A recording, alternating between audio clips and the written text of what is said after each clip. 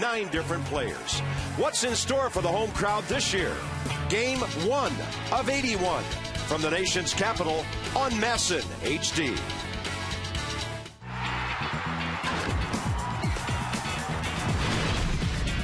Washington Nationals baseball.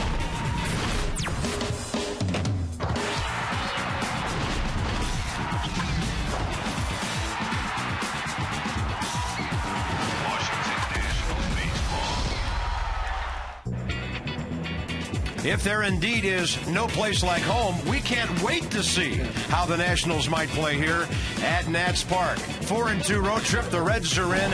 It's a 4-game series. Burger King, proud sponsor of opening week baseball. And finally, after a long week on the road, here come the Nats. 11 straight in their friendly confines here. Bob and FP, good to be home. Welcome. And your thoughts? I know you get excited about the second opening day, even though we went through this in Chicago a week ago. This is the real opening day because it's at home. I mean, the guys in their white uniforms on the line, the F-16s flying over. It's opening day, partner, and the fans are pumped up and ready to rock. Cincinnati Reds with all that offense in town, although Brandon Phillips is hobbled right now, but they're still pretty tough. It'll be a stern test for Gio Gonzalez today, and he was really amped up for that game in Chicago last weekend. Yeah, but you know what? Everybody's amped up on opening day, and for Gio Gonzalez today, he has to figure a way to harness that energy, and to me, it's all about strike one. He's got the good out pitch with the curveball, but you can't get to that curveball unless you get ahead in the count. So for Gio today, it's going to be about pounding the strike zone, getting ahead, and if there's any kind of adversity within the game, not to let it affect him. I think he let a couple of calls that didn't go his way in his first outing in Chicago kind of rattle him a little bit. So we'll see if he can kind of harness that energy once again and keep it in check. And as we look at that game and look at the road trip, the Nats could have easily come home 5-1, maybe 6-0. They might have lost 3 or 4 games, but they performed pretty well in tight situations. And the one thing about the trip, FP, Ian Desmond really emerged as a leadoff guy. Yeah, and doing his thing his way. But when you talk about the road trip, I think, yeah, maybe the Cubs don't have the greatest team this year. Maybe the Mets are a little bit down without David Wright in there, but you still have to take care of business on the road. It is the major leagues, and if they can improve their road record from last year and keep playing the way they did at home last year, now all of a sudden you're talking about a team that's going to be contending in September. All right, so you're in the clubhouse. You're FP Santangelo, the major leaguer, and you get the kind of news the Nats have gotten about Drew Storen and Michael Morse. What does everybody in there have to do? How do they react? Well, of course, you have to get over the initial shock of losing 2 of your better players. And Drew Storen, we saw him today. He's in great spirits. He was just relieved to know what was going on with his elbow. Now it's about the rehab and getting back on the field. But, you know, Michael Morse, we still don't know what's going on. But as far as a player, if you're going to be good, it doesn't matter. If you're going to win this year, you got to come together and figure out a way to get it done. It's the big leagues. The schedule's coming fast and furious. Nobody's going to feel sorry for you if you're minus a couple of players. So you got to go out there and get the job done. And sometimes this will bring a team closer together because you feel like you got to do more to pick up for the slack. A lot of ball clubs around baseball dealing with injury issues at this point, but hey, it's a whole new beginning here at home. Screech is here, the flag. Davey, man, he had a great sprint out to the mound, and there's Dusty Baker. Teams were lined up, jets roaring overhead.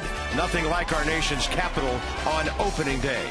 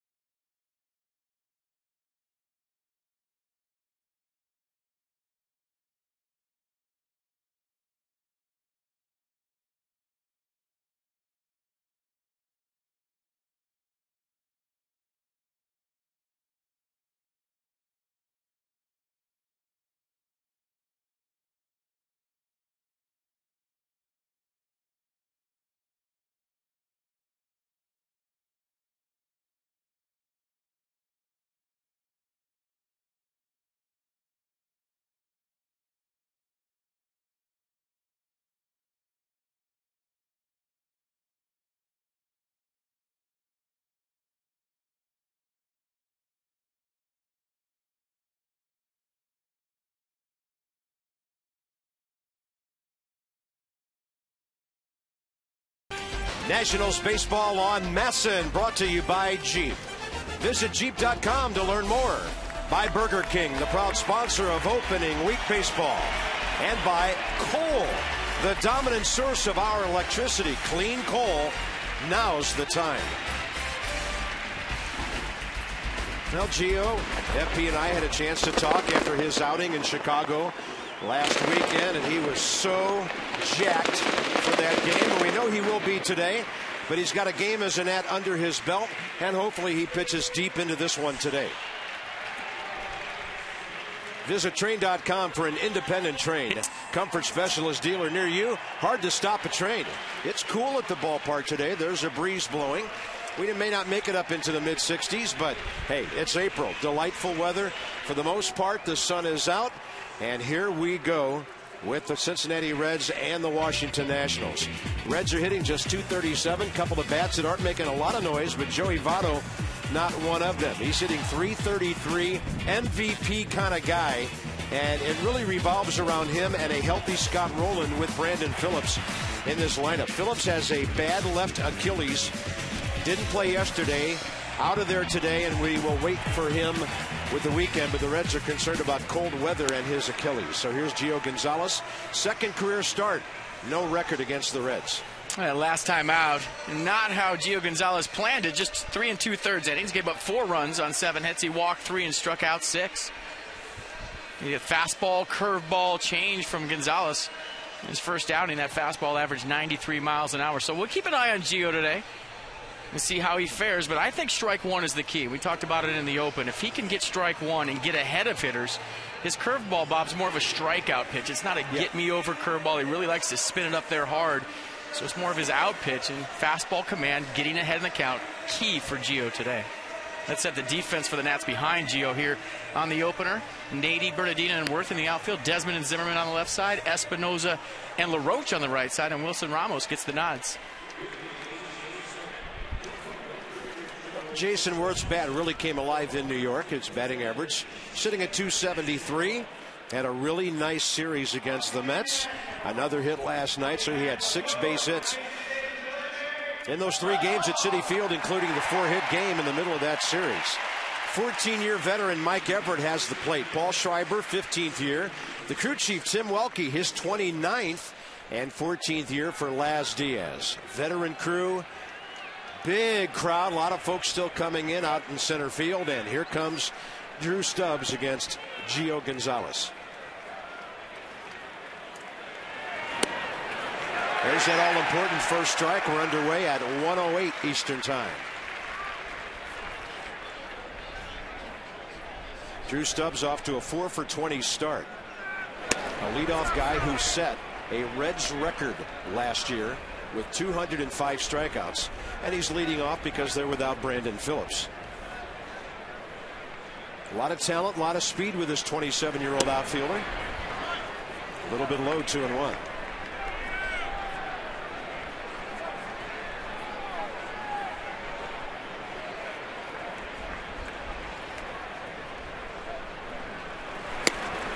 Big fastball away. Stubbs couldn't stop it. 94 on that one. And Gio Gonzalez passing the first test today so far. Didn't get the call before that. A fastball that could have gone either way. Right back in the strike zone with a 2-1 heater. There's that nasty hook. And if it was caught there, how could it not be a strike, curving in from the outside? And Mike Everett might have been fooled as well. Well, I say that all the time. The first curveball from a good curveball pitcher, sometimes you can lock up the home plate umpire. You give up on it a little bit, a lot like the hitter. But Gio Gonzalez right back in the strike zone. With the fastball for the first out. So far so good for Gio. A couple of calls didn't go his way, where maybe he got rattled in Chicago, controlling the situation a little better early in this game. And getting right back in the strike zone. And that's the pitch that he didn't get on the 1-1 fastball. But he goes right back there. And I think if he keeps throwing that pitch, he's going to get that call all day. Here's a young shortstop that the Reds really, really like. Zach Cozart, former second-round draft pick. First year in the big leagues, although he did get 37 at-bats with the Reds last year, June and July. He can hit, he can play defense, and he's got power. They list him at 6 foot 194, Memphis native. He went to Ole Miss in the SEC.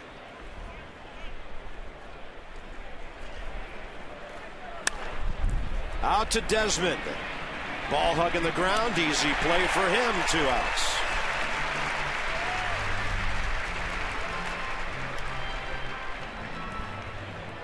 I think after you have a tough outing, you go just 3 2/3 innings, it's imperative that you get off to a fast start.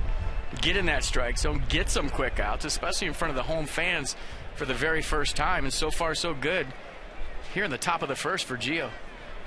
Number 3 hitter is Joey Votto. Now this guy's record the last few years speaks for itself. 309 with 103 RBIs last year, led the league in doubles with 40. MVP 2 years ago when he drove in 113. That's a great front door breaking ball. 0-2. That's a good hitter right there, and you saw the little buckle from Joey Votto. Check out his legs. Whoop. Strike. And Joey Votto started yesterday at 188, went 4 for 5 with 2 doubles, average all the way up to 333 in one day. 0-2 with 2 outs. And Gonzalez almost painting that outside corner.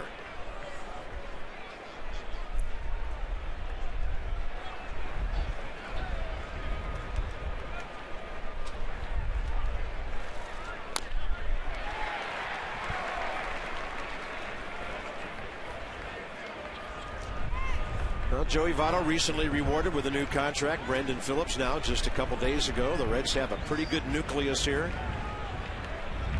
And if their elder statesman who's on deck stays healthy, they will be a force in the NL Central. Just looking at Gio's misses here in the first inning, not by much. If you remember in Chicago, a little bit excited early in the game. Fastball up, curveball was bouncing. He is all over the strike zone early in this one. Swing and a miss on a ball away. 2 strikeouts for Gio Gonzalez to start the game.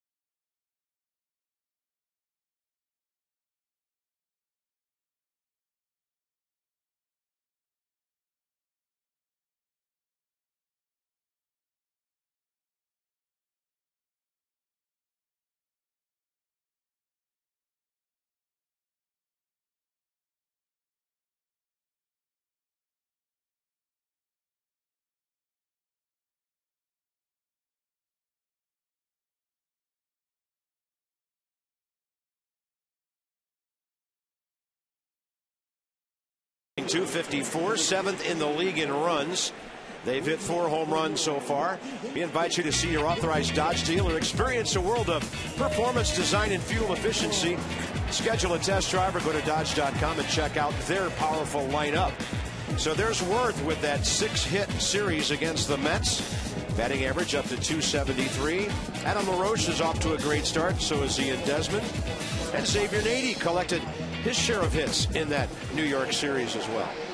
Matt Latos, born in Alexandria, high school in Florida, actually in the same area as Gio Gonzalez, and both of them were traded for a whole bunch of players.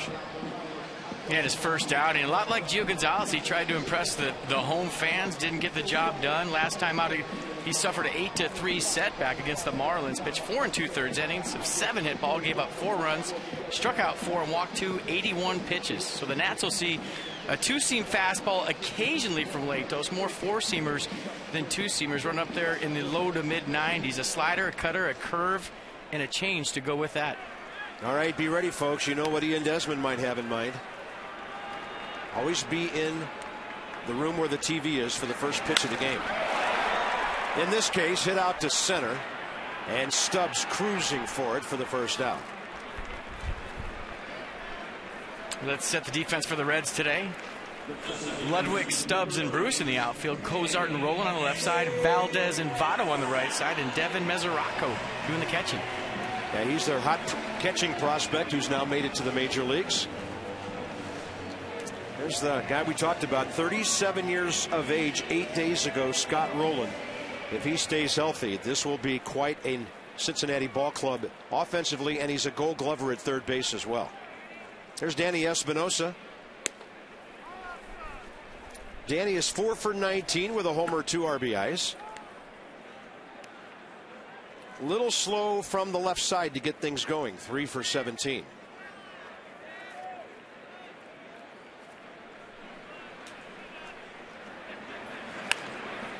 I was talking to Dusty Baker today before the game about Devin Mesoraco, their young catcher, and he said, hey, he's going to catch 2 games, the other guy's going to catch 3 games. We're going to go back and forth with him, but on the days he's not catching, I want him to sit on the end of the bench and watch and learn.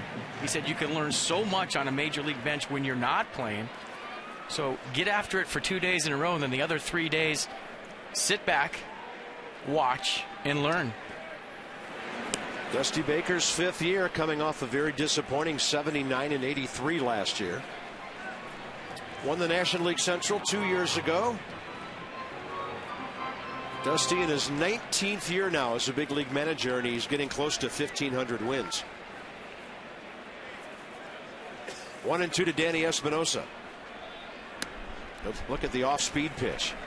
And you know what I told Dusty when he told me that about his young catcher? I said, Mark DeRosa had the day off the other day, and he was paying attention. He got into the game yesterday, got the start, and noticed that, you know, Lucas Duda didn't have the best arm in right field. And I said he went first to third right in his face because on his off day was sitting there watching the game, paying attention, and learning.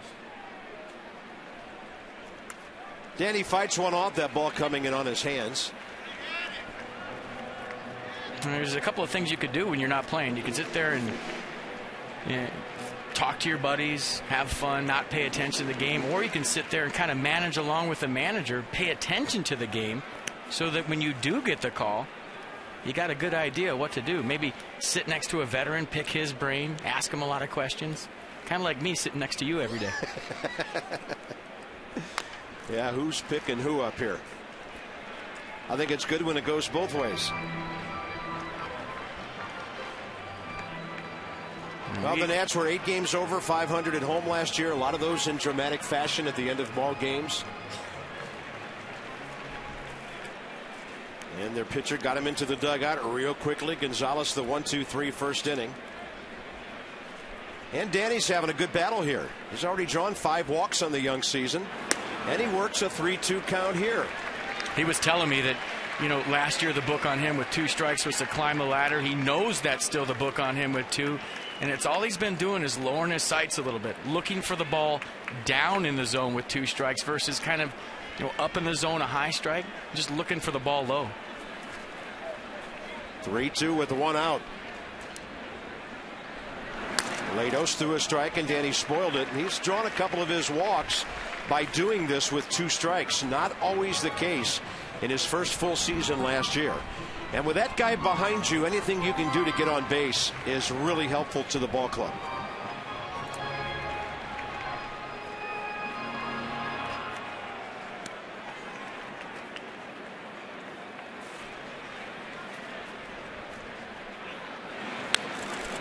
How about this battle? I like it. Early in the season, this has been the norm for number 8.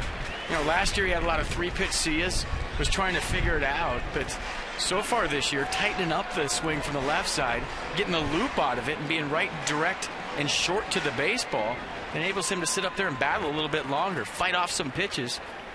Get yourself a cookie out over the plate and finish the at-bat. Remember the 10-pitch home run he hit in Chicago. Well, this after Desmond went out on one pitch, and the crowd's really starting to like this. This is great stuff here in the first. It is great to see all the red out here. A lot of folks are still coming down Half Street. Ballpark will be full soon. Compared to a lot of other openers, an early start here at 105. And by the way, our stat guy Carter Myers passed me a note. And the Nats are going to do something about this. Home teams are only 9-12 in home openers so far this year. There will be 8 more tomorrow than everybody will have opened at home. Espinosa takes the walk. What a great at bat for his 6th base on balls. I mean, you can have a good at-bat when you go 10, 11 pitches and make an out, but when you finish it with an exclamation point, with a base hit, with a home run, or in this case, a walk early in the game, you can put a star by that one. That might help out this ball club a little bit later in the game simply by running the pitch count up. Now Latos has to think about a runner on first base, very deliberate to the plate. The Nats definitely have a chance to run today. Ryan Zimmerman seems to treat this ballpark like his own personal stage on Broadway. Always does wonderful things here. It started right with the first game the Nats ever played here in 08 with a walk-off homer against Peter Moylan and the Braves. So I'm sure he's glad to be back nearly on native soil, the Virginian here in D.C. And Ryan off to a 5-for-22 start with a couple of RBIs. 3-for-8 career against Matt Latos.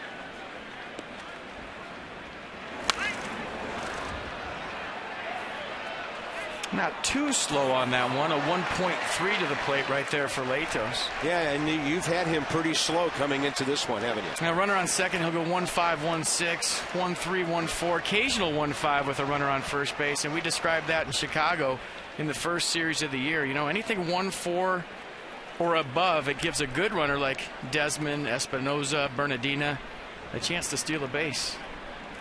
Target is on the inside corner. Instead, a little calling card toss to first. Danny Espinosa 0 for 1. Nailed it third on the front end of a double steal in New York. Nats have stolen 2 bases and been caught twice.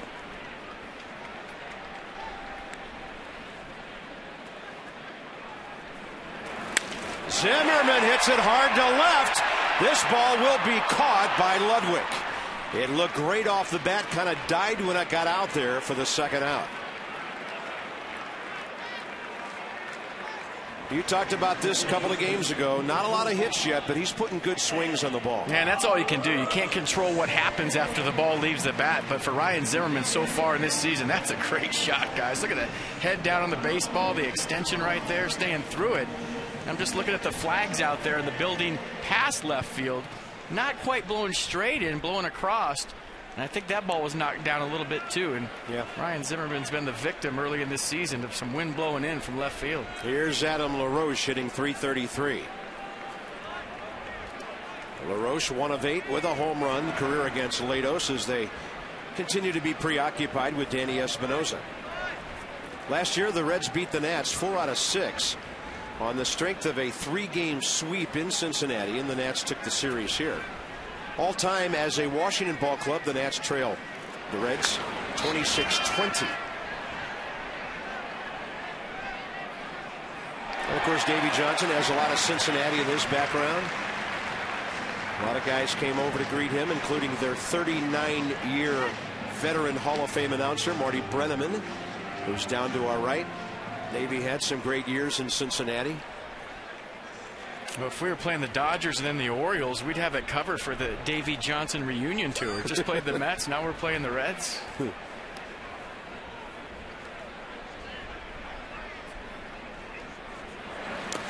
And a good take by LaRoche on a pitch in the dirt. You know, I'm watching Latos early in this ball game, Bob, and a lot, you know, on the other side with Gio Gonzalez, didn't see a lot of comfortable swings in the first inning from the Reds. I'm seeing a lot of very comfortable at-bats right now from the Nationals here early against Latos. Good hacks. Latos only went 4 2/3 his first start of the season. That was against the Marlins in Cincinnati. 7 hits, 4 runs, 2 walks, 4 strikeouts. He is 3-1 in 4 career starts against the Nats with a very good 2.19 ERA.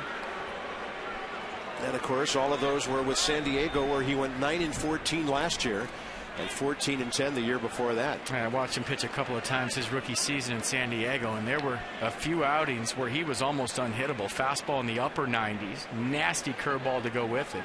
I'm not seeing that same velocity here today. Espinosa had a great jump, and that's a fly ball for Ludwig in left. And the Nats will go with the walk and strand. Danny Espinosa, no score, 2nd inning, straight ahead.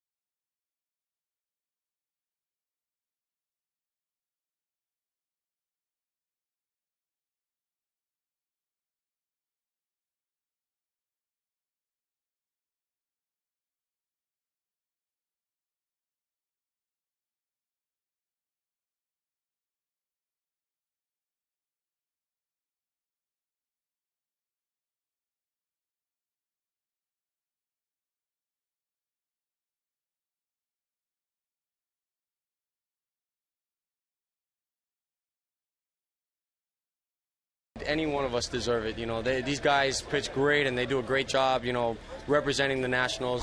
I think, personally, I think it's just a blessing that, you know, just how it ended up, you know.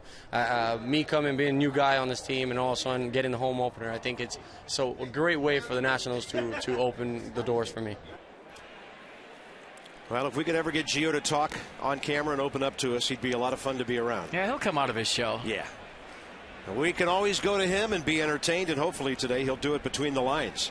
Facing Scott Rowland, top of the 2nd. Rowland off to a very slow start at 2 for 17. Coming back from lots of injuries over the last couple of years, but the Reds say he is healthy now.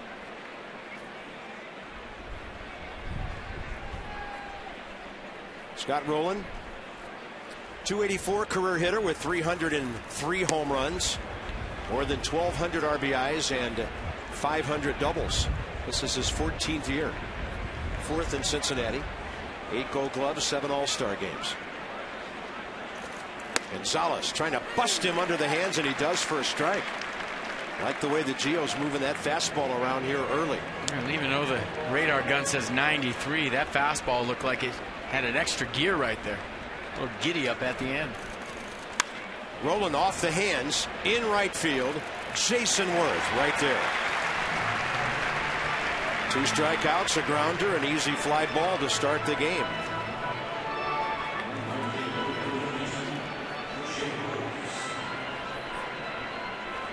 Jay Bruce is coming in. This is his 5th year in the big leagues. And I kind of think of him as the Bryce Harper of the Cincinnati Reds. Just out of his teenage years when he made it to Cincinnati on May 27th of 08. Remember, he hit all those home runs, drove in a whole bunch of runs his first week or 2 in the big leagues, and now he's become a very solid major league outfielder and slugger. Yeah, tremendous talent from the left side. I just don't know if he had to go through all the hype that Bryce Harper's had to go through on the way up. I don't know that anybody's ever had to go through that. Made his first All-Star game last year, and he takes a big cut at that, and Gio throws it right by him. Bruce off to a good start. 7 hits, 3 homers, 6 RBIs.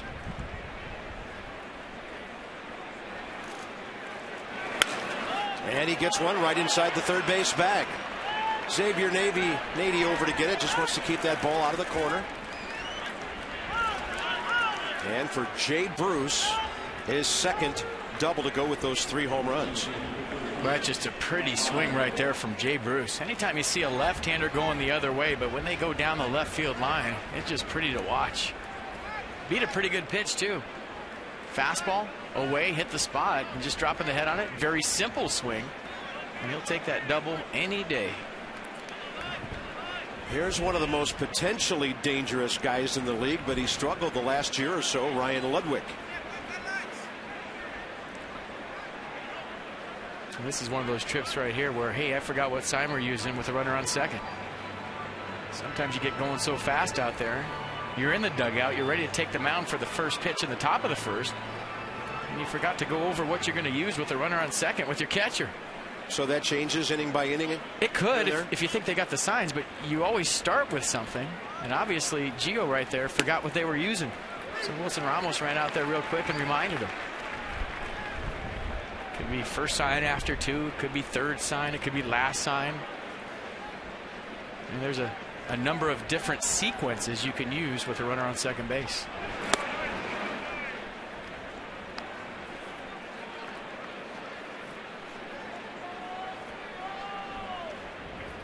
Young pitchers, young battery mates on this ball club with Ramos and Flores. With young guys who have a lot of experience now behind the plate. That swing indicates that ball was diving down and away from the right-hander. Yeah, Gio doesn't throw the changeup very often, but when he does, I think it's a good pitch, and that was a dandy right there. Down in the zone, like you said, tailing away. And when you're looking for 94 and you get 86, there's a big difference. Good arm speed on that changeup. 1 ball and 2 strikes. Pops him up, overpowered him, but it's over the dugout. Nice catch, buddy. Bringing the leather on opening day. Bring the glove to the yard.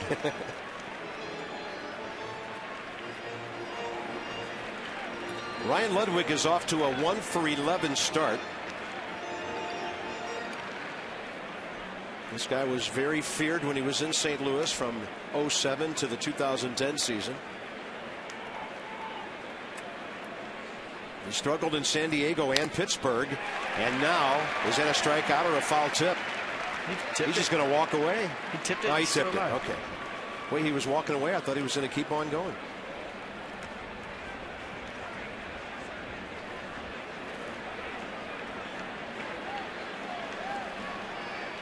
Runner in scoring position, 1 out, top of the second. Target is on that inside corner. He buries it in there. How about that? Taking the bat out of a very strong hitter's hands. Either the ball isn't carrying to center field today, or that was a great pitch by Gio Gonzalez. I'll go with the latter. You talk about burying a fastball and hitting your location. You might be thinking he's going to bounce a curveball after the one before that, but look at that, right on the label, below the label.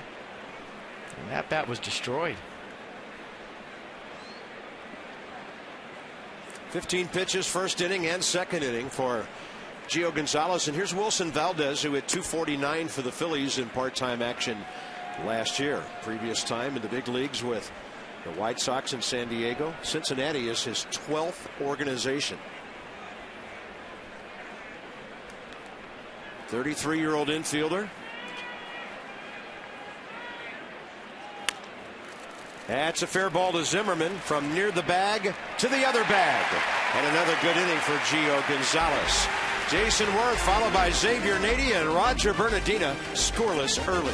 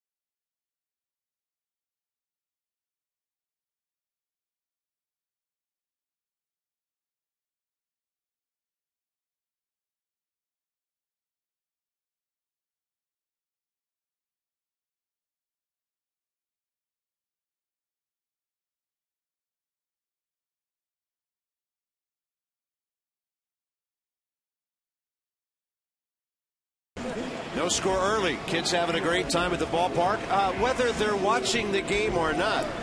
If they were watching, Worth, Nady, and Bernardina coming up. Find out why the government is turning to STG at stginc.com as we check out the repertoire of Matt Latos.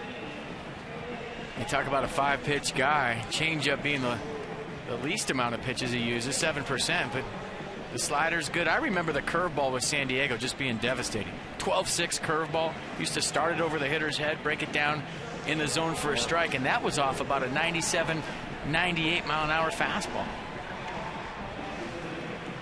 And maybe as you get older and you've gone through some soreness in your arm here and there, you lose a little bit of velocity, but you also learn how to pitch, hit your spots to where early in your career you can overpower guys. Now Latos doesn't have the same fastball, though you get up there 94, 95 at times. Still got good stuff. Here's Jason Worth, who really came alive in New York. 1 for 7 career with an RBI against this right-hander.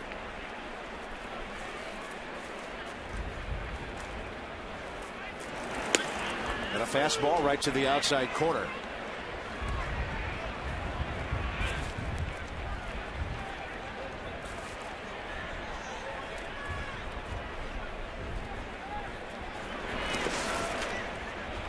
You know, young pitchers in their arms, what a relationship. We were talking to Drew Storn this morning, and he kind of bristled when he heard that some people said he got hurt because he throws too many sliders. He said that wasn't it at all. He just said it's something that happened, but when he pitched the final inning of that simulated game the other day and had to shut it down, he was throwing his slider just fine.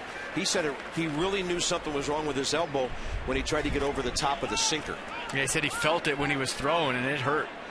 But we talked to him today in good spirits. Yeah. I think he feels relieved to know what was wrong and that it's taken care of and that he'll be back. You know, as a player, one of the things about getting hurt that's hard to deal with is you just don't know what's going on. You don't know the severity of your injury. You're frustrated. You want to know the bottom line.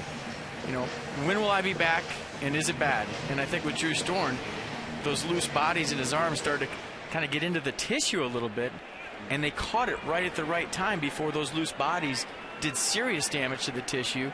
And now you're talking about Tommy John surgery, so he was very relieved that they caught the injury right before it got really, really, really bad.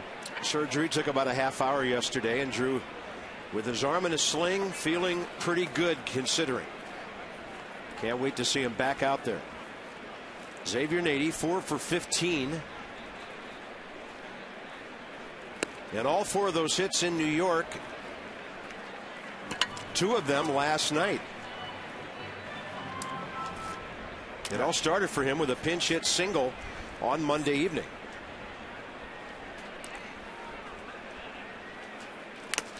I also told Drew, don't be afraid to come up and visit us every once in a while on the air. Yeah. We may have to lock the door after a while. He will be here. We'd love to have him. Strasburg jersey and first row seats on opening day. Steven looked a little older today after that outing yesterday. Yeah, New York will do that too. Yeah, a lot of stress there. I got rid of my tick this morning. 1-2. That's off the plate inside. Xavier steps back. Interesting pickup by the Nationals on March 18th. Xavier Nady. Roger Bernardina is on deck. Nady in his 11th big league season. Had him reaching, did Latos for that one, and there's Zach Cozart. Ball out of his hands in a hurry. 2 down. Here comes Roger. He's already made a couple of outstanding defensive plays this season. Not too early to keep reminding you about the June 2nd Dierks Bentley concert against the Braves right here. Post-game concert. Tickets start at $10. Go to nationals.com/concerts. It's the first of 3 post-game concerts for the year.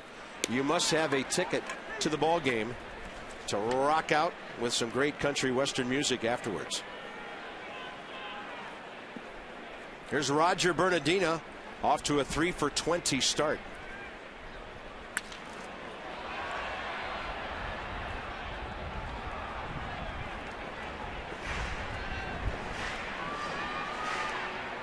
Nationals came alive with the bats on the trip.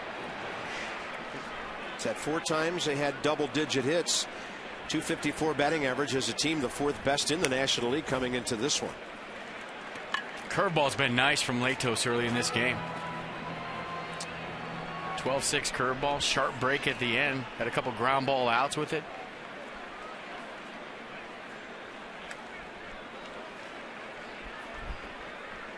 Anytime you see a guy with a curveball like that as a hitter, you have to make it start way over your head. If it starts low about eye level, you know with the break that it has, it's going to be in the dirt. First time we saw him, July 24th of 09, right here when he beat the Nats as a member of the Padres. 5 2/3 innings that day, only 5 hits in a San Diego 6-2 win.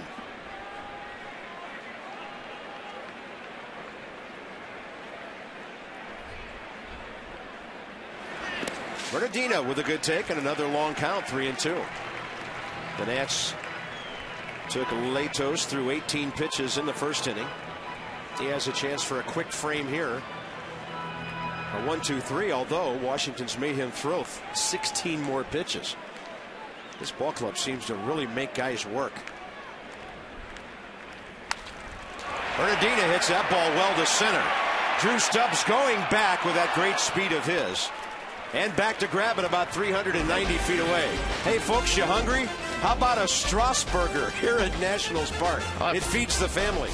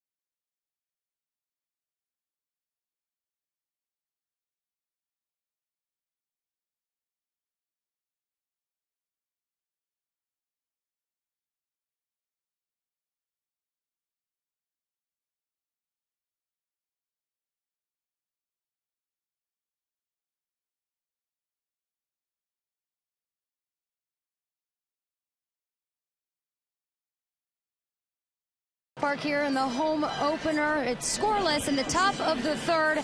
And recently, you guys discussed already that Drew Storen is here with his teammates talking about the surgery he had just yesterday. And, he did mention he's happy with the way things went, the game plan that they went with having the surgery, looking at the big picture. But he did say because of his competitive personality, rehab is going to be brutal. Here's his roommate, Tyler Clipper, with more on just the competitive nature of Drew Storen. He's an ultimate competitor, so he wants to be out there with the team, and it's going to be tough for anyone who has that kind of personality. But I think he understands that this is going to be a good thing for him in the long run. So he's excited about going through this process and coming back even stronger. Storen said he spoke with his teammate Craig Stammen, who had a similar bone chip surgery removal, and Stammen actually told him, you feel great after it. Once you rehab, that's the most exciting part, is you're going to feel like yourself again, which is one thing Drew really talked about. I just want to be me again. I want to be what I was last season. Well, Drew Storen being me, being him, is enough for all of us. Thank you, Christina, with our sideline report from AFCEA.org. It's the association for IT pros. And just for the record, he will be back, and he will be better than ever. We are not worried one bit. We're just glad that he's fixed. How good does the pickup of Brad Lidge look right now? Brad Lidge, the emergence of Henry Rodriguez, and hopefully those two can hold down the fort until Drew gets back. And as long as Tyler's around, we can still call it clip and save, because we know he'll get it into the 9th inning and then let Henry or Brad alternate and do their thing. Matt Latos is an .092 career hitter, but if you make a mistake, he can go deep on you. He has 2 career home runs. Gio Gonzalez delivers, and he won't have to cover. Adam LaRoche takes care of that. 4 consecutive now, and 8 of 9 retired. First time through the order. With Drew Stubbs coming up next. Well, when the sun's out, it's very comfortable. When the clouds are covering it, it's a little chilly here at the ballpark. But a nice opening day, 58 degrees at game time, and a big crowd. Boy, if the emails and posts on the website and anything we've seen for months mean a lot, these folks have been dying for baseball. Zimmerman might get 2 errors on that play. Ryan dropped it, and then he threw it away to give another base to Drew Stubbs. They can give more than 1 error on a play. That's something you don't see very often from number 11. Just goes to the backhand side, makes the hard part, and gets the ball, and it just pops out of his glove. And with a little sidearm sling to first, and Adam LaRoche had no chance. Had to hurry after he dropped it. And you see the release point there, almost underhand. The ball just ran up the line and enabled Stubbs to get to second. So E5, 2 outs, and Jack Cozart, the shortstop, or Zach Cozart, pardon me. And he goes up swinging. I talked to him before the game. He said you can call him Bernie if you want. Bernie Cozart. He did play football at Collierville, Tennessee High School. We'll ask him if he was a quarterback.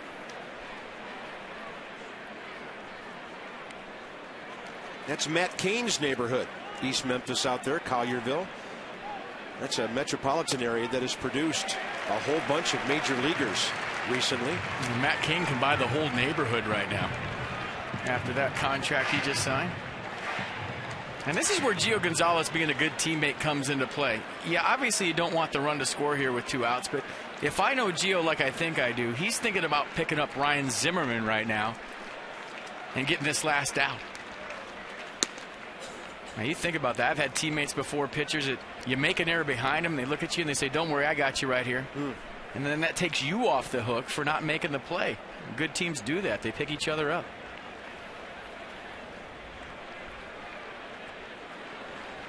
One ball and 2 strikes to Cozart. Gonzalez with a nasty breaking ball. Ramos picks it out of the dirt. And Gio Gonzalez having himself quite a day here at home so far.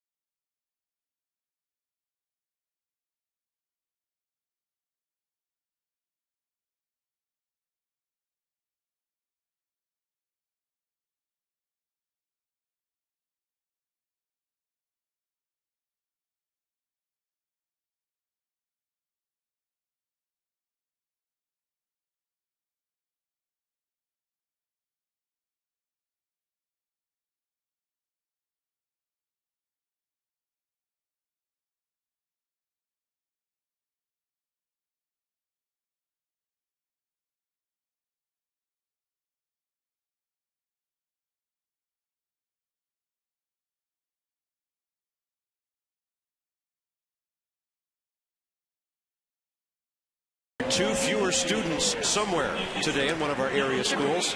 Time to get to the ballpark with Dad. Slots, tables, and dining, the ultimate triple play. Hollywood Casino Charlestown races with our league leaders. Most walk-off wins last year. The Nats right there in the National League. Tampa Bay and Toronto, the Major League tie.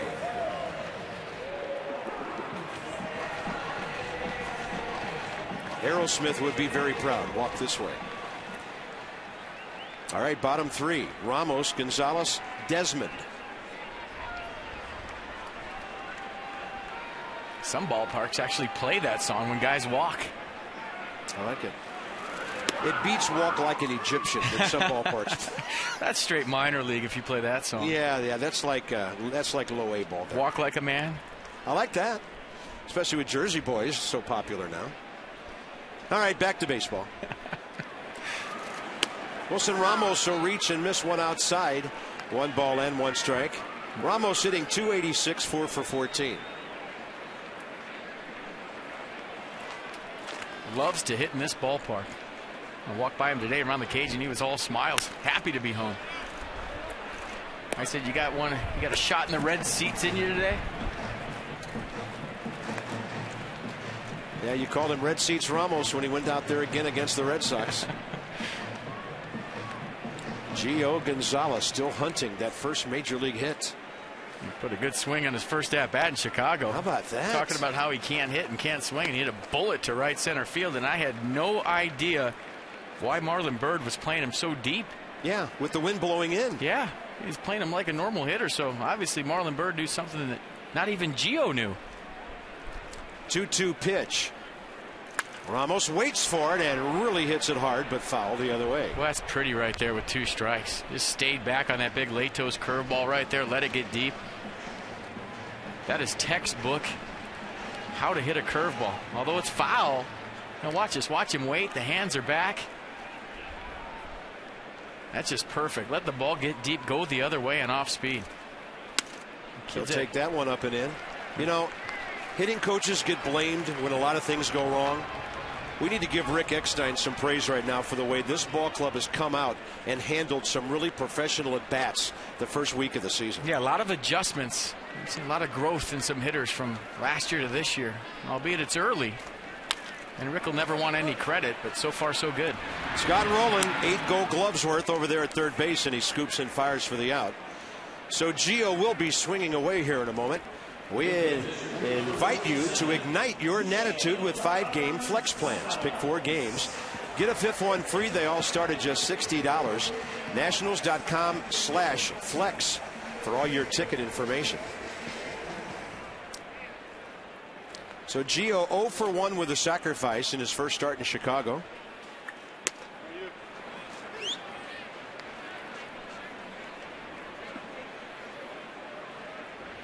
Yeah, but the 0 for 1, like we were just saying, was a knockdown 2-iron to right center field. Great swing. And obviously Matt Latos saw that swing on video and threw a curveball right there on the second pitch. And word travels fast. If you can swing it as a pitcher, you'll see a lot of off speed. Up the middle by the pitcher.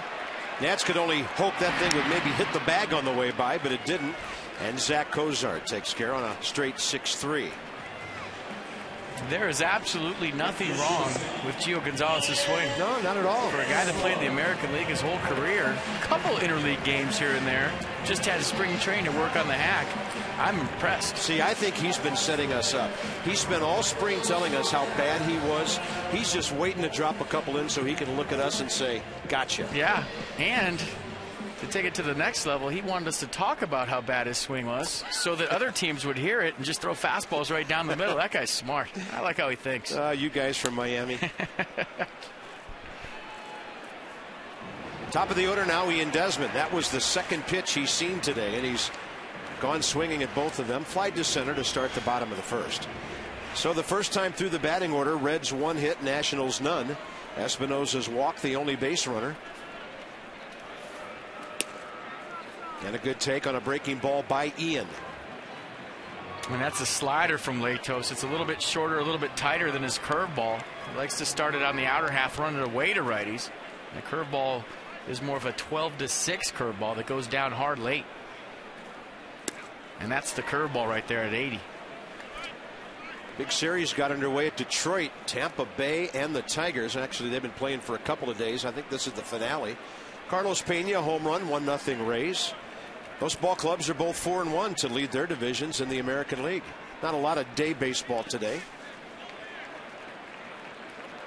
At least at this point, some starting later. The Angels 5-0 in Minnesota. And with Albert Pujols, they're off to a bit of a slow start at 2-3. No score here Reds with a hit. Latos and Gonzalez matching up beautifully. 2-2 pitch. That's a good take by Ian Desmond. A couple of good takes back to back. Latos dropped that curveball in for a strike and then tried to throw one shorter and bounce it. And they've got him at the 50 pitch mark here in the third inning. How about that without giving up a hit? That's been the norm so far this season for the Nats offense. Desmond up the middle. Nobody's going to stop that one. And the Nationals have their first base hit. Ian Desmond is now 11 for 29 on the young season, batting .379. Felipe Alou, every single game that I played for him, whether it was A-ball or 3 years in the big leagues, every time there was the first hit of the game for his team, he would turn to the dugout and say, "There goes the no-hitter." Every single day. He said that's the first thing you got to take care of in baseball is getting rid of the no-hitter, whether it's in the first inning, the second inning, or the third inning. So in honor of my old skipper, there goes the no-hitter. If it was the first batter of the game, Carp, he'd turn to the dugout and say, "There goes the no-hitter." You know, Felipe's ball clubs must have been no-hit a couple of times during his playing career because he obviously had an issue with it. He did. Of course, they have a hard time believing any lineup he was in would get no hit. Espinosa with a slow roller. Desmond had started, then stopped, and Danny's gone on one pitch. The Nats have stranded 2 on to the middle innings. Scoreless on opening day here.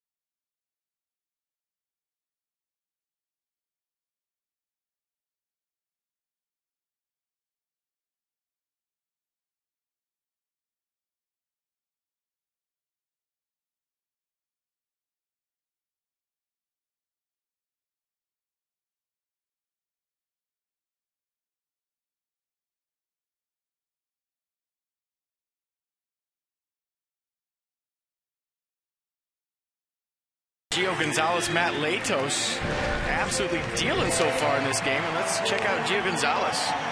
We talked about harnessing that energy today on opening day. I think in Chicago, kind of got caught up in the moment a little bit, but today the stuff has been electric. The fastball down the zone, low to mid-90s, and how about that hammer right there? So for Gio, all systems go. Energy is harnessed, and he is absolutely pounding the strike zone early in this baseball game. Gonzalez to Votto. A dandy left-handed matchup today, and now that Mike Everett's seen that curveball, he calls it a strike. Washington area Toyota dealers helping children at the National Institute of Health, receiving treatment there. A donation for every strikeout by a Nationals pitcher this year. Votto got a good piece of that one. Gonzalez may have gotten a piece of it. And to Ian Desmond.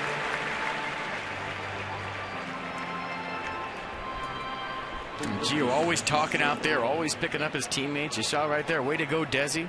Some pitchers get out there, they just kind of get tunnel vision, don't say a whole lot, but Gio Gonzalez always thinking about the guys behind him, pumping them up when they make a good play. Next up is Scott Rowland.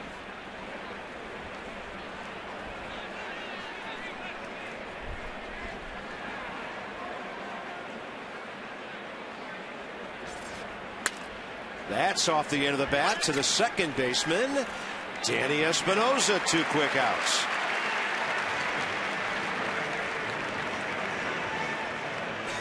I think if you talk to Gio, yeah, he likes to strike guys out. He's got the out pitch, but he'll definitely take some early outs in the count, some ground ball outs.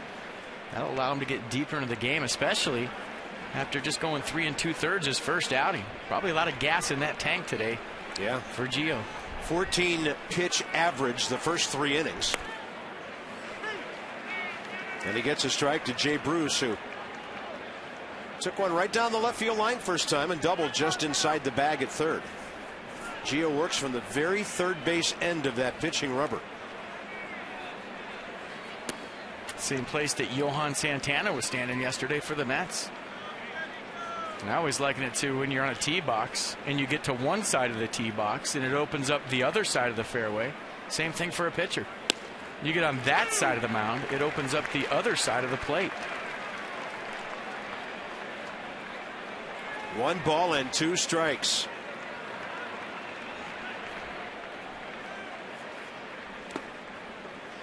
I can see a day down the road not too long from now when our fans really get used to this kind of pitching, and in the 4th inning with 2 outs and bases empty and a 2-strike count, they might be on their feet for young pitchers like this the way they're going. There's a ground ball right side. Espinosa again. How about young Mr. Gio Gonzalez? Just over 50 pitches through 4 in a scoreless game.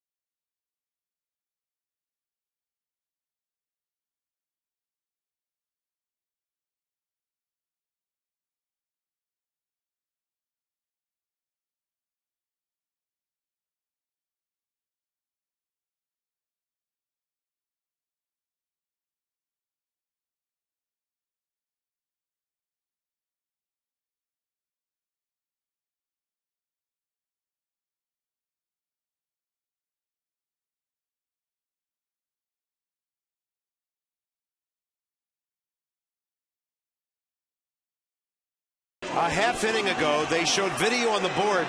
Teddy tied everybody's shoelaces together. So George, Tom, and Abe all going down. You might notice they're running the race down the left field side this year. But Teddy would be caught at the end. Tom Jefferson didn't need shoes, and Tall Tom wins the Geico President's race. That's as close as Teddy's ever been. I like when new crews come into town and maybe they have somebody that hasn't seen the President's race before and they all bet and they make sure that the guy that's never seen the race before has Teddy. I've seen some wagering on those races, playing practical jokes on guys. For entertainment purposes only, of course. Yeah, monopoly money. All right, bottom of the 4th. Ryan Zimmerman hit the ball hard, lined out to Ryan Ludwig in left. First time up. Oh, yeah, take Teddy. He always wins. Go ahead. Yeah. Isn't that like in Arizona? Mark Grace, their big-headed mascot, never wins. Luis Gonzalez, Randy Johnson. There's Matt Williams, I think, always win. And Gracie never wins. There they are. Why is Teddy smiling? It's a Rough Rider right there. Part of his charm. Right off the end of Zimmerman's bat, little Texas leaguer, right field line, and the foul ball unable to be caught by Joey Votto. And you know the breeze was pushing that ball a bit. And Zim catches a break right there. He deserves one after what Ike Davis did to him in New York, so this one falls. And Wilson Valdez probably had a better shot at that than Joey Votto, and I wonder if Brandon Phillips was in the lineup today, if he doesn't cruise over and catch that one in his back pocket. Yeah, he's a Gold Glove second baseman. Although Wilson Valdez kind of playing up the middle, but Anytime a second baseman goes behind the first baseman, he's got an angle for that baseball, just like you always see the shortstop call for the third baseman down the left field line. And maybe Joey Votto called that one a little bit early, and Wilson Valdez pulled off. 2 balls and a strike to Zimmerman now. Target on the inside edge. Ooh. And Ryan had a huge cut. Let's have a look at the Nissan pitch track. Pretty good hack right here. I'm sure Matt Latos wanted this ball a little bit lower and a little more inside. And I'm sure that Ryan Zimmerman wants that one back. Stop by your Nissan dealer. Great deals on innovation you can count on. Innovation for all. 2-2 coming. Zimmerman hits it hard the other way, and Joey Votto snow cones that one. 1 out.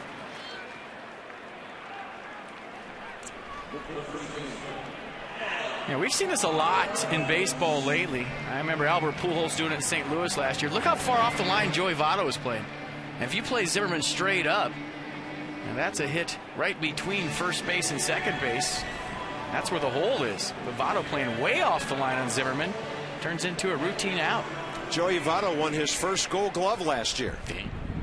So 2-time All-Star, MVP 2 years ago, and got the Gold Glove last year. Here's Adam LaRoche. The shift is on, but the Reds don't play Scott Rowland as far toward shortstop as some teams do.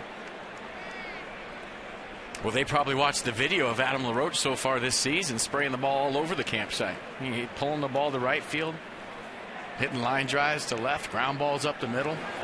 He jacks that one right over the shift into right field. Another great swing by Adam LaRoche, who's now 9 for 26 on the year. So his good start continues, batting .346.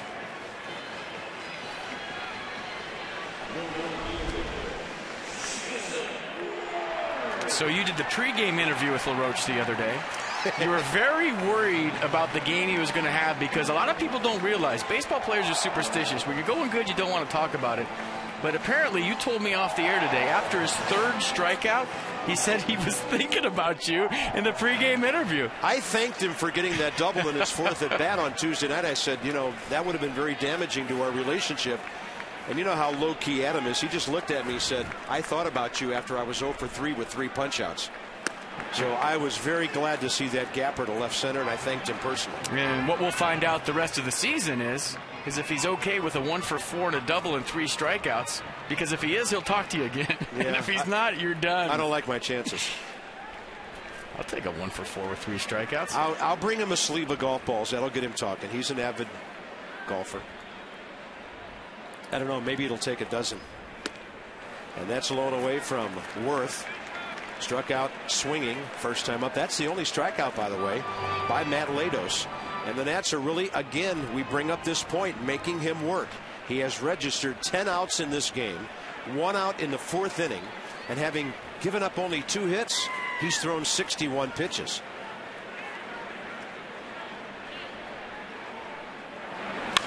Worth hits that ball out to right. It'll tail right back to Jay Bruce, 2 down. Nady coming in. We have an AT&T fact of the game. Cincinnati 8-5 against the Nats, and the runs have been almost even. So whether it's Dusty Baker or Davey Johnson or whoever's on that bench, these ball clubs have played some tight games over the years in Cincinnati and here. I remember that day game last year in Cincinnati on getaway day. I think it was extra innings. That was the day Rick Ankiel made that incredible throw from right center field all the way to third base. It was also the day that Joey Votto walked the Nationals off. So it doesn't surprise me that every game has been close, because all the ones I've seen have been right down to the last out. And you know, here we go again today. Except close games in that ballpark are usually 5-4, 7-6. 11-10. It's a small yard when the weather warms up.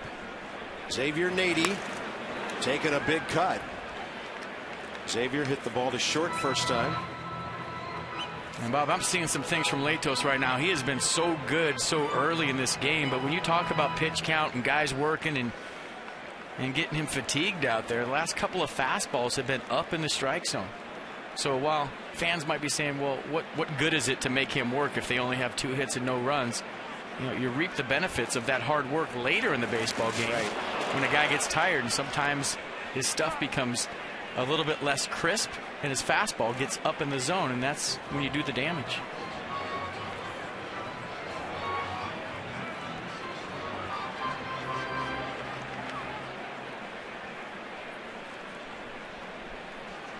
Chipper.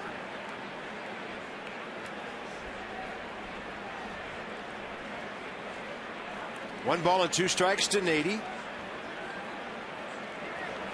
Votto plays right in front of LaRoche at first, and a little bit off balance as he retreated for that throw.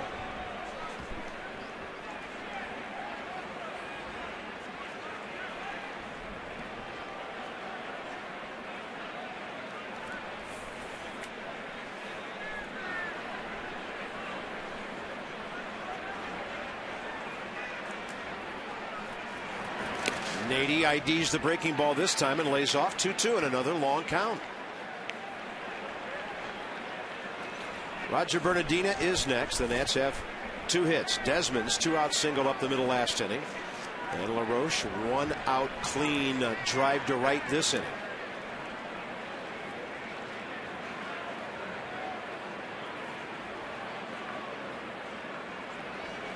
A lot of room in the gaps.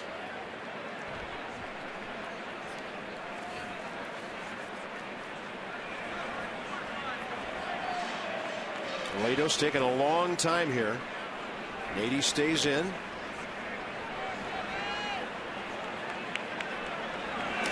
And he bounces one again, ball 3. This will give LaRoche a head start on the next pitch. In a 0-0 game in the bottom of the 4th, it's only a matter of time before one of the Nationals base runners, maybe somebody with a little bit of speed, starts to anticipate that curveball in the dirt and take second base. There's been 4 or 5 opportunities today where if you're looking for it and you got a little bit of speed, you can get to second base once you see the ball hit the dirt. 3-2 with 2 outs, and LaRoche is running. That's a little bit off the plate, and what a take by Xavier Nady. And Matt Latos is not a happy pitcher. That's his second walk of the day. He thought he had a strike. And I think Pitch Track will have this as a strike, but when you look at where it was, I got that ball up and in.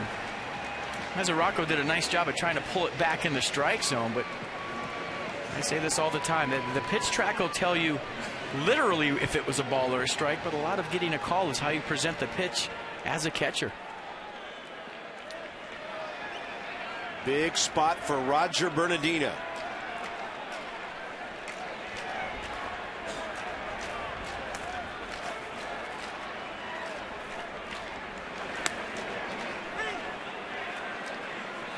First pitch changeup.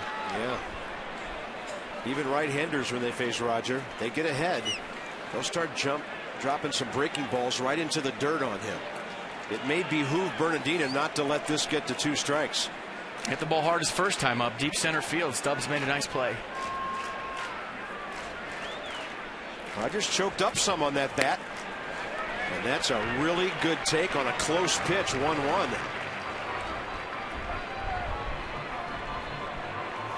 Bernardina's strong enough. He can choke up on the bat, hit it over the wall, or hit a gap. It's about an inch up on that knob.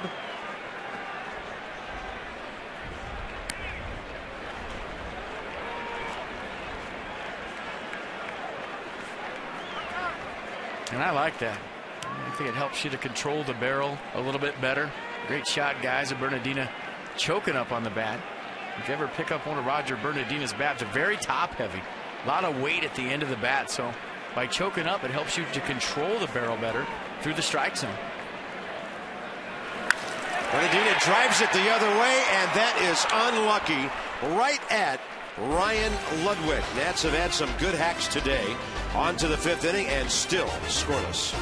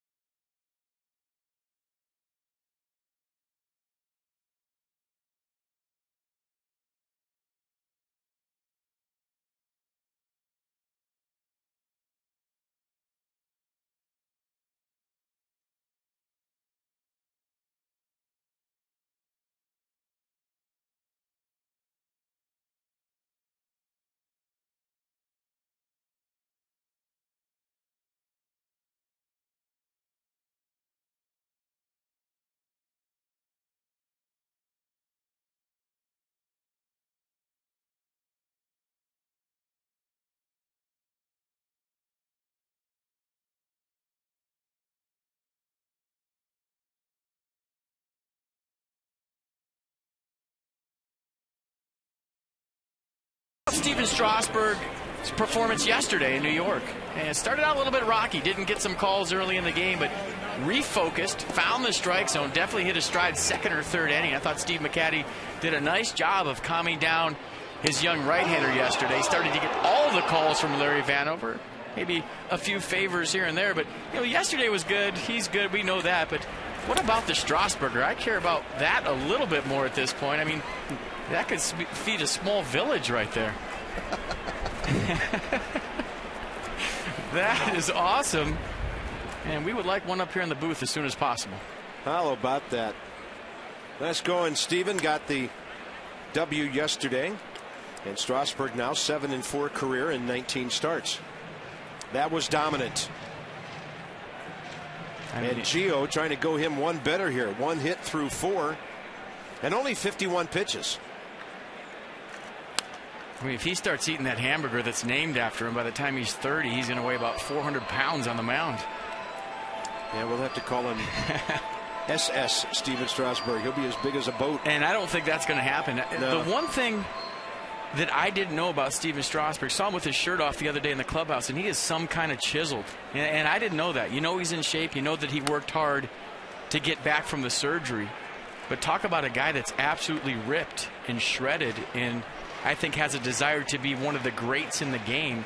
It's not about just coming back and showing people that he's back. I think he has that extra gear, that desire that a lot of superstars have to be great and not just be good. It's a good pitch on 0-2. Gio bouncing that breaking ball to Ryan Ludwig, who had his bat sawed in half on a pop up to second base 3 innings ago.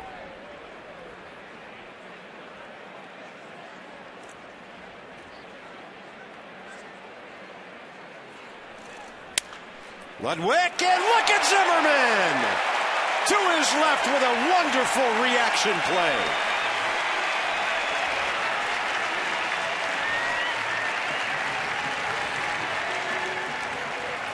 Now, these are some things we've gotten used to watching Ryan Zimmerman play over the years, but after making an error early in the game and Gio Gonzalez striking out the next hitter, Ryan Zimmerman says, I got your back right here. A dive and snag to his left. And for that guy and what we've seen, that's just a ho-hum play. We're used to seeing all kinds of circus acts over there, great plays left and right. But I think when you make a play like that, for all you young infielders, that's just anticipating the ball coming to you on every pitch. If you're ready for the baseball, you'll have that first step quickness that allows you to get to some balls that maybe other guys daydreaming, thinking about their last at bat won't get to. 1 ball, 1 strike. Danny Espinosa. That's really interesting, that P. I don't think we talk enough about the mental aspect of great fielding, and we can kind of develop that. It's just, to me, that my ears perked up when I heard you say that. You are a great defensive player because you have the ability, you work at it, but you're also constantly concentrating on the field on that particular part of your game. Yeah, and you're on your toes, and you're ready for the ball to be hit to you every single pitch. And I think for young players, there's 2 sides to the game, lumber and leather. And if you're not hitting well, you better be fielding well. And when you're ready for the ball, you're going to make more plays than not. That ball is really gashed by Mesoraco, the young catcher, out to the gap. So that's his 2nd hit of the year and 7 at bats. He is from Punxsutawney High School in Pennsylvania. And that ball was really well hit. And the Reds have their 2nd hit. Pitcher coming up.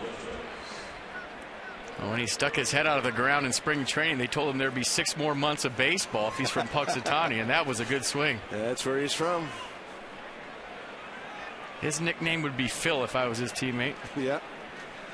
There's probably a good chance of that.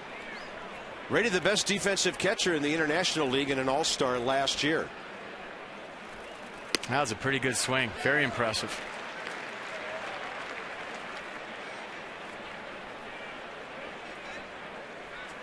Reds are hitting 146 with runners in scoring position this year. I happen to think that pitchers at bats shouldn't count in that statistic. If he gets a hit here, fine, but if they don't, that's kind of a number where sometimes a number 8 guy gets on, the pitcher is up there, and it really hurts that number for a ball club. Outfield around to the right, and as usual, Jason Worth playing very shallow and right. He loves to play in there and then come in and snag a hit away from a pitcher at the opposite side. That's a good point. You know what else he can do is if the ball's hit on a hop or a hard ground ball, he'll tell Adam LaRoche to get to the bag, and he'll try to throw out a pitcher that maybe doesn't run so well from right field. Yeah, especially from the right side of the batter's box. 1 ball and 2 strikes.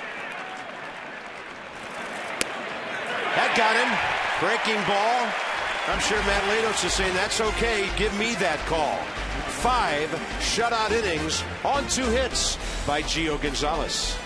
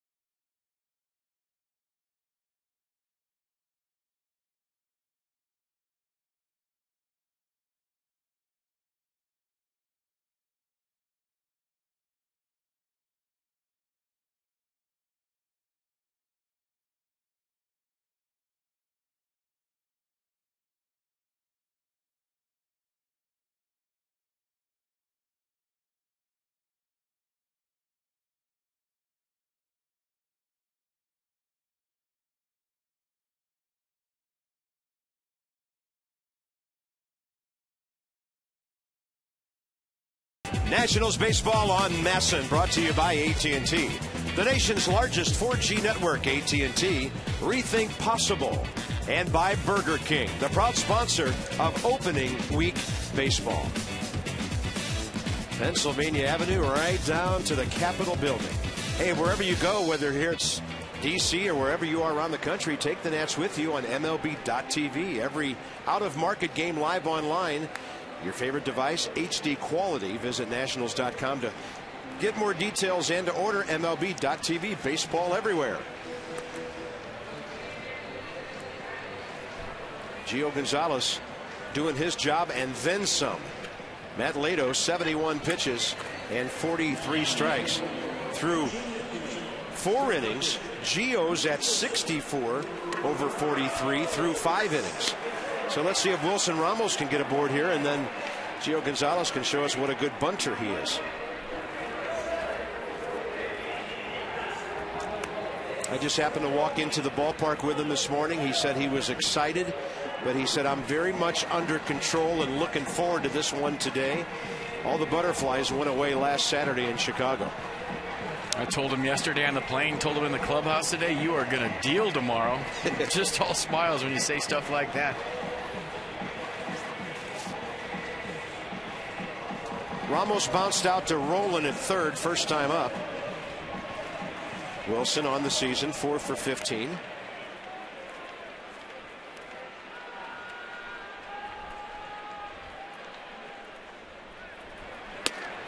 And if the Nats can make Latos work hard for another couple of innings, they'll be into a Cincinnati bullpen that has some issues. No saves this year. They have won 3 games. But of course, Ryan Madsen's out for the year. And that was a 1-year deal. And some of the Cincinnati people feel he will never throw another pitch for the. He will never throw a pitch for this ball club, because I think they're paying him like $8.5 million this year, and he'll be a free agent. And he may be highly sought of in other places next year, or coming off the injury, who knows. And right now, the former Cub left-hander Sean Marshall is their closer. Aroldis Chapman is not. And he's expected to go to the rotation sometime in a couple of months, because he's on sort of an innings thing too. And Chapman threw 2 scoreless innings yesterday in St. Louis, so he's down till Saturday. They will not use him till Saturday. So let's talk about Friday with Jordan Zimmerman and Bronson Arroyo. It'll be Edwin Jackson and Homer Bailey Saturday afternoon. Ross Detweiler, Mike Leake on Sunday. And then you're looking at the first 2 of 4 when the Houston Astros come in. And the Astros are off to a decent start. Gio Gonzalez, there's a base hit, his first in the major leagues. And I saw him look at Trent Jewett just as he got at first base. And a standing ovation for number 47 from the home crowd. How about that? You got to throw that ball in.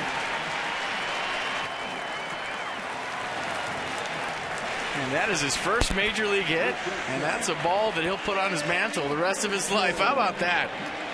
I can't hit, I can't hit, I can't hit. And he's had 3 good at-bats so far this year swinging. Yeah, plus a sacrifice bunt.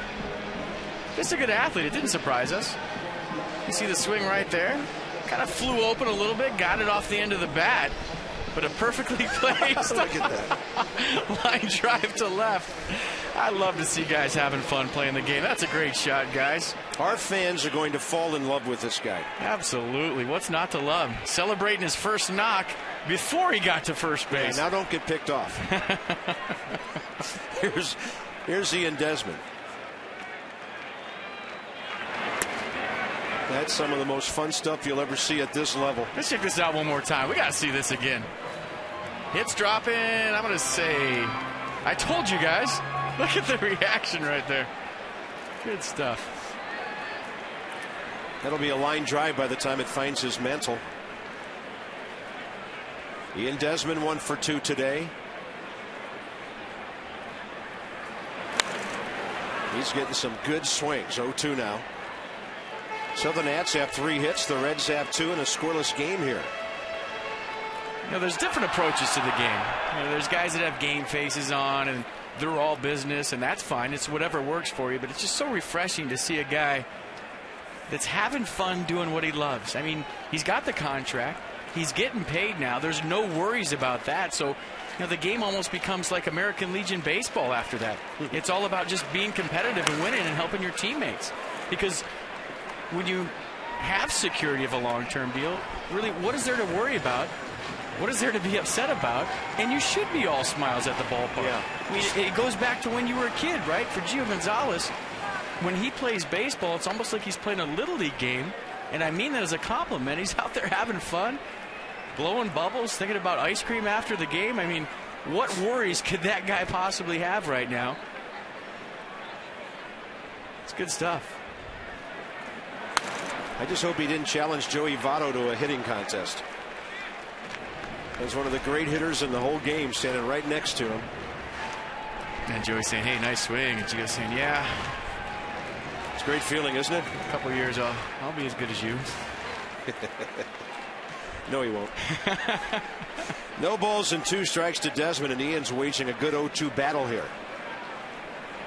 Target away. That's a good take.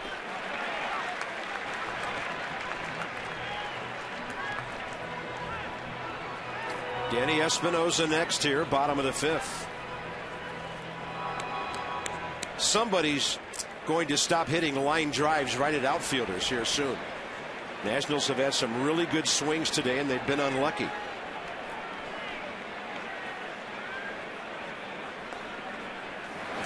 Desmond, he'll drop one into center field. Right off the end of the bat. First and second, 1 out, and Ian Desmond is 2 for 3.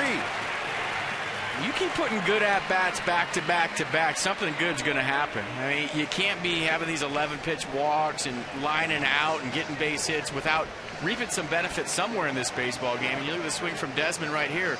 Like you said, second hit of the day, a well-placed line drive to center field. And all of a sudden, the Nats are in business here in the 5th. First and second, 1 out. And in the oh, by the way department, their leadoff hitter is batting .400.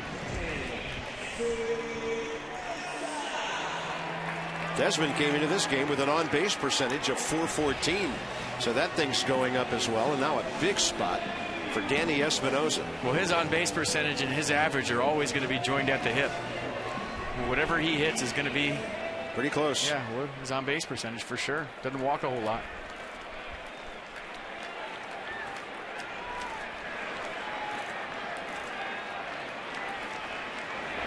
Espinosa goes up hacking. That's the second straight at bat. He has swung at the first pitch after walking in the first. So Gonzalez at second, Desmond at first. Outfield in this situation with a pitcher running, this is good for the Nats. They have to respect Danny's power and play him deep.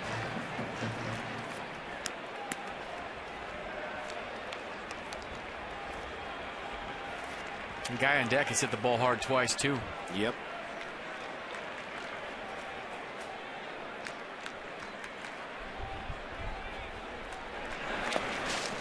Good take by Espinosa. Counts even 1-1.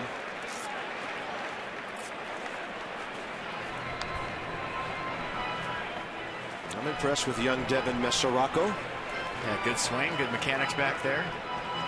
Calling a pretty good game so far, too, putting down all the right fingers. They had veteran Ramon Hernandez behind the plate for the last couple of years and had to make room for this young man to give him some time. He will share catching duties with Ryan Hannigan.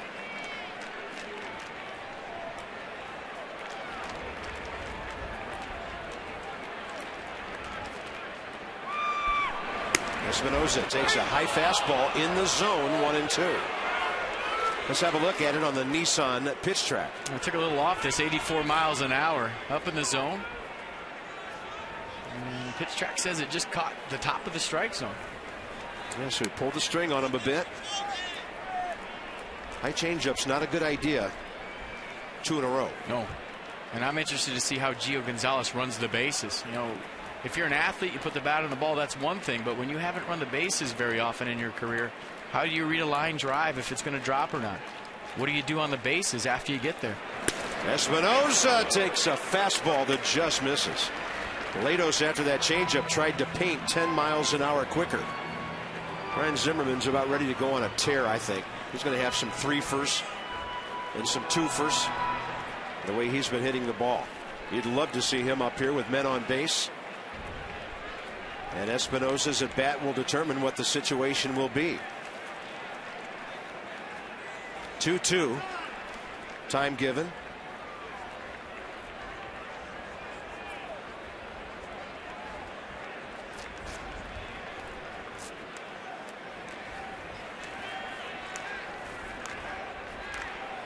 Scoreless ball game. Bottom of the 5th. Nats have out hit the Reds 4-2.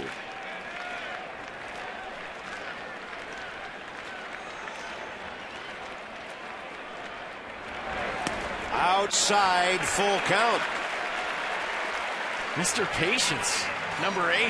Wow. How about this? Is he living in Mark DeRosa's locker or just near him? Well, you joke about it, but DeRosa's been a big influence on Danny Espinosa so far in this young season. Spring training, took him aside, saw a little loop in his swing from the left side. You see him battling up there consistently this year.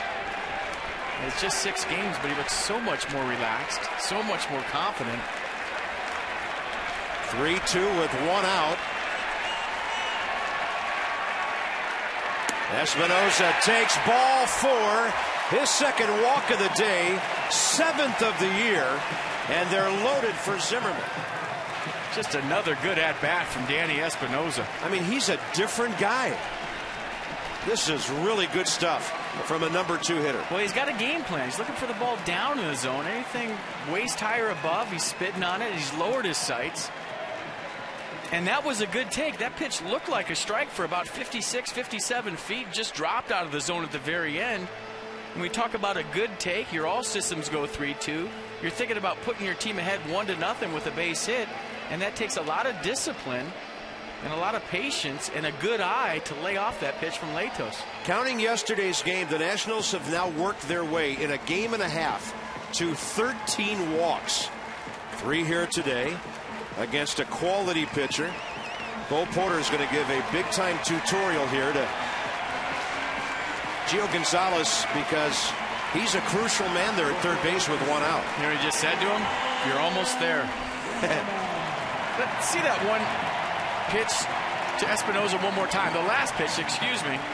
There it is. Looks like a strike. Reads the rotation. Besides, that's going to be too low. Great take on a 3-2 pitch when you're thinking, how to be real aggressive right here and put my team out. He looked like he knew what was coming. He was so relaxed there. Zimmerman takes a fastball in there.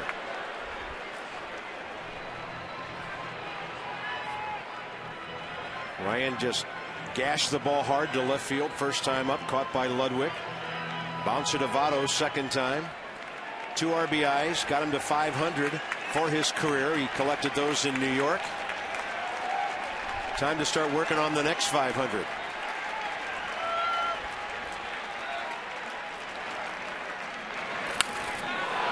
Latos got in on his hands.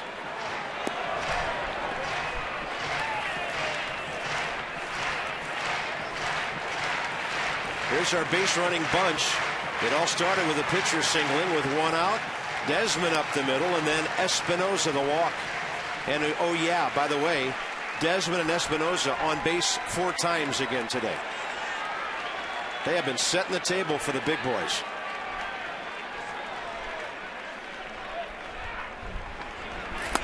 Zimmerman on a pitch up and in.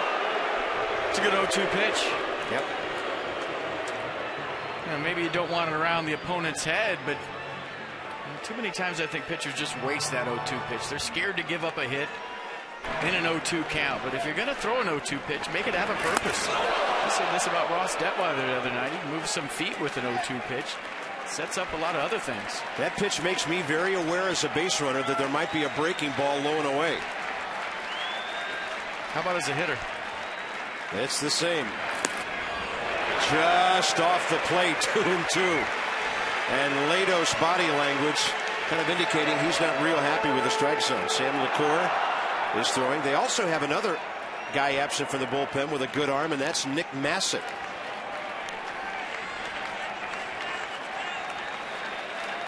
Two balls and 2 strikes. Big pitch coming. Big time hack by Ryan, back out of play. I'm just watching Ryan's swings in this sequence. To me, it looks like early in the count he was sitting soft. Took a first pitch fastball right down the middle. A little bit tardy on the second fastball, a little bit late right there. When you see a good hitter like Zimmerman late on the fastball, it means he's got other things in his mind. But with 2 strikes as a hitter, you got to dig in and look fastball first and then adjust to everything else. 2 balls and 2 strikes.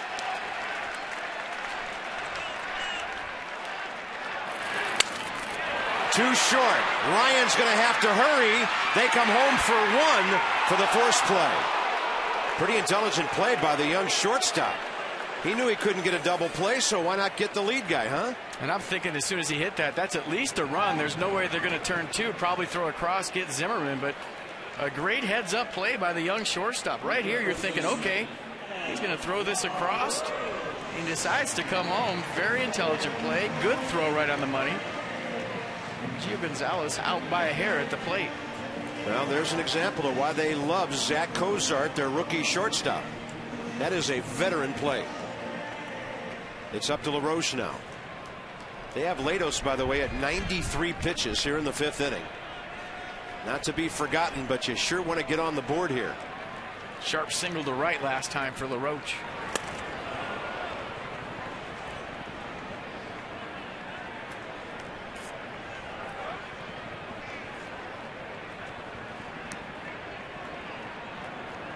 Didn't get that big hit yesterday. Had the bases loaded a couple of times with nobody out. Really couldn't cash in and get that knockout blow at Citi Field. And you're just thinking it's only a matter of time until these guys get that big hit.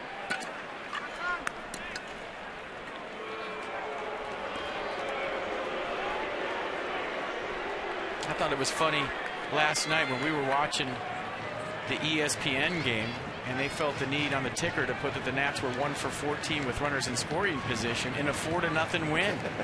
I mean, that's a good stat if you lose by 1 run, but when you win 4-0, you had no idea what that stat was doing on the crawl last night. If you want to lock yourself in an attic and think about stats for 12 hours, that's a really nice number. They won the game. 4-0. No balls and 1 strike here to LaRoche. He goes up the middle, base hit. Desmond home. Espinosa home. 2-0 Nationals.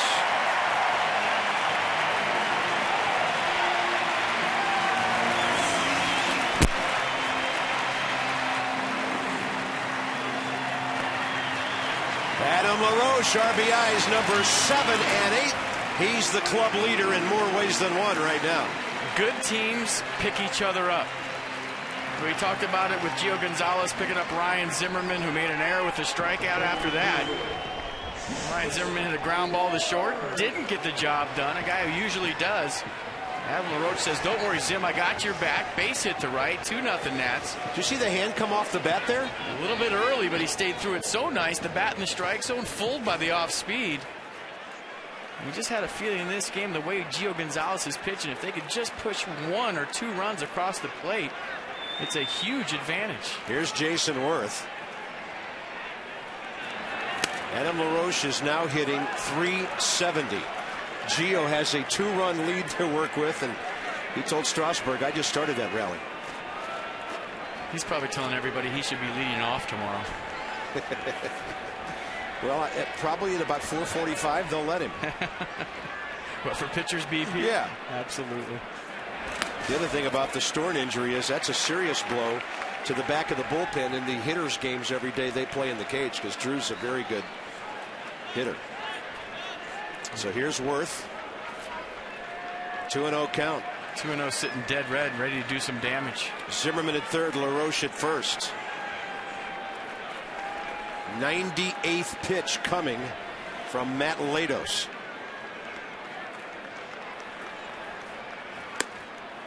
He buried that fastball and got a strike with it. And partner, getting back to the great point you made early in this broadcast about making Latos work and how they would benefit from it later in the game. You're seeing it right here in the 5th. Cincinnati bullpen warming up in the 5th inning.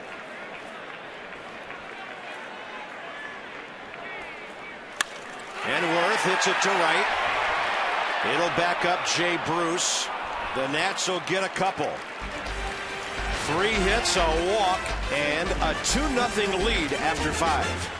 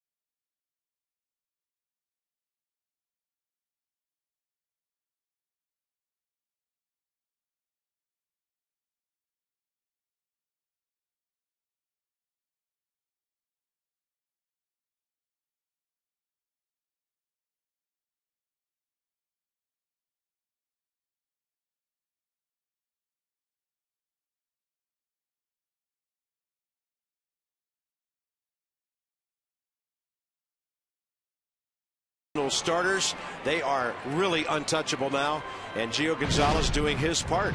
His part offensively, his part defensively, and how about the pitches?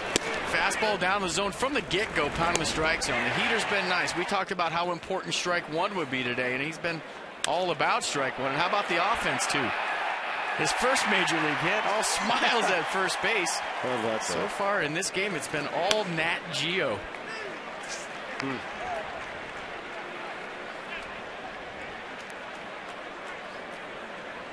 Drew Stubbs, strikeout, reached on an error.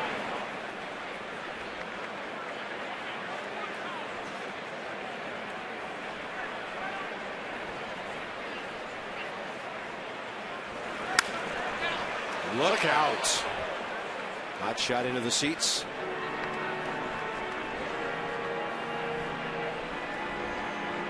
Gio Gonzalez, career ERA of 3.97 coming in.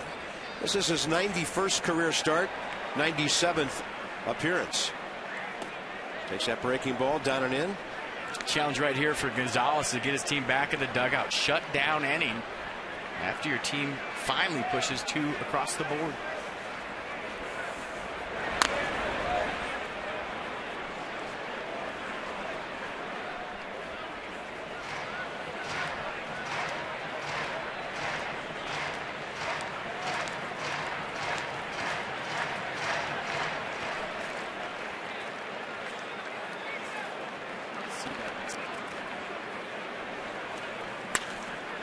He had Stubbs reaching, and that's a fly ball that'll play for Jason Worth. Man, nobody is getting great swings or centering the ball right now. How about the rest of the opening weekend? First 15,000 fans receive a Natitude t-shirt tomorrow night. 106.7 The Fan. Saturday, 15,000 Steven Strasburg bobbleheads from PNC Bank. Sunday, Jackie Robinson Day. It's all brought to you by the Washington Post. Nationals.com/opening to check it out. And Gio Gonzalez first pitch strike to 13 of the 20 hitters. The importance of strike one today. Next batter, Zach Cozart, rookie shortstop. And Gonzalez with a fastball, 2-1. The other thing about Gio today, and I realized this last inning when we tried to show a replay of that Zimmerman dive, he's working really fast. Tremendous work rate. He is getting the ball back from Ramos, and he is ready to roll. 2-1 changeup right there. First strike. Coming off a 95.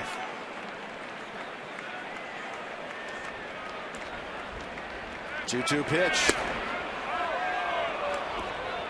We talked about it the other night with Ross Detweiler. How about Wilson Ramos and when he catches, the kind of groove so far this season the pitchers have gotten into. Not a lot of thinking out there, not a lot of shaking off. Just get it and go. And man, Gio Gonzalez is in some kind of rhythm all of a sudden here in the sixth. Strikeout number 5. Bases empty, 2 outs. I shouldn't say all of a sudden because he's been in a rhythm since the first pitch of the game. And Wilson Ramos takes so much pride in the fingers that he puts down, the sequences that he calls back there, does so much work before the game on scouting reports. And we talked to him the other night after the game about Ross Detweiler. He said he didn't shake you off once, did he? He said maybe twice all game, but he had a big smile on his face, and he said that's what it's all about. That's what I care about as a catcher.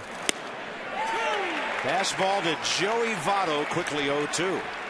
Joey Votto 1 for 5 career against Gio, who started one game against them a couple of years ago when Oakland played the Reds. And there is no shaking going on right now between Gio and Wilson. Yeah. Same page. And Joey Votto a step out just to slow things down here a little. And tons of confidence in his catcher and the signs that he's putting down. And if you don't have confidence in your catcher, and trust me folks, that happens a lot at the major league level. You're out there thinking, no, this guy's worried about his last at bat. He doesn't know what he's doing back there. And he's calculating his average while he's in the squad. Swing and a miss. Strikeout number 6. And through 6 innings in our nation's capital, Gio Gonzalez, he's driving in the diamond lane right now.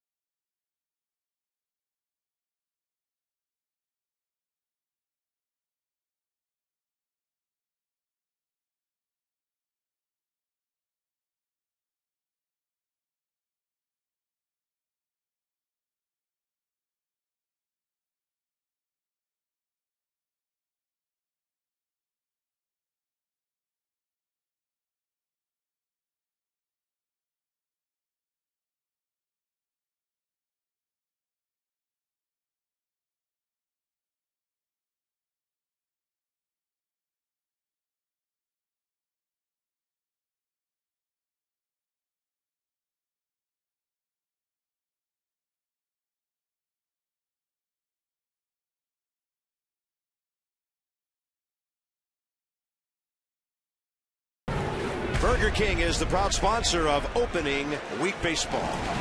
Everything looking good for the Nats here. Long way to go on opening day at home. 2-0, bottom of the 6th coming up. And today's Masson Mobile word of the day is ball. Text ball to 29292 right now. Enter for a chance to win a meet and greet with Drew Storen. Stay tuned to Nats games throughout the week on Masson. More chances to enter, more chances to win. It's B-A-L-L, by the way. And here's Sam LeCure, right-hander for the Reds, one of their 4 righties. And he's making his 3rd appearance. 3 innings, 3 hits, 2 runs, 3 strikeouts, couple of walks. 4th rounder back in 05 out of Jefferson City, the capital of Missouri. And Nats hitters will see a fastball, slider, curveball change from LeCure. Were you spelling ball again for me, by the way? For you, that's B-A-L-L.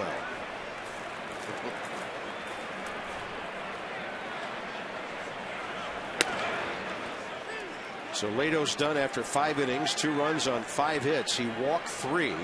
The last walk hurt him as that man scored. 99 pitches, 62 strikes. That's a lot of pitches in 5 innings. Yeah, he did a good job of keeping his team in the baseball game. His off speed was good. His fastball with 2 strikes. Elevated in the zone was good at times.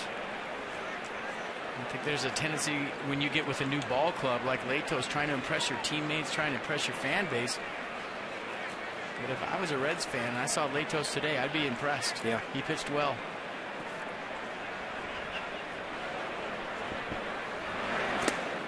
Big breaking ball, 1-2. One more thing about the outing of Latos.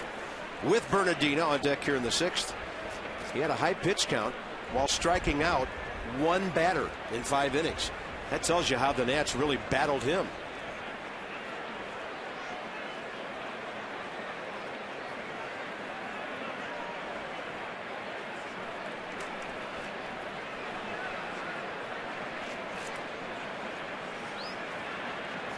Xavier Nady 0 for 1 with a walk.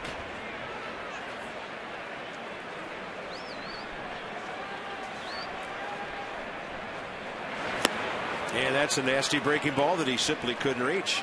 So right there, the Reds staff strikeout total doubles for the day.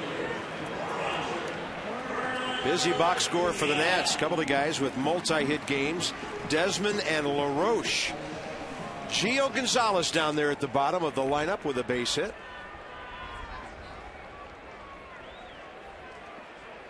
And Danny Espinosa on via 2 walks. Roger Bernardina's hit the ball with authority twice today. Once to center, once to left.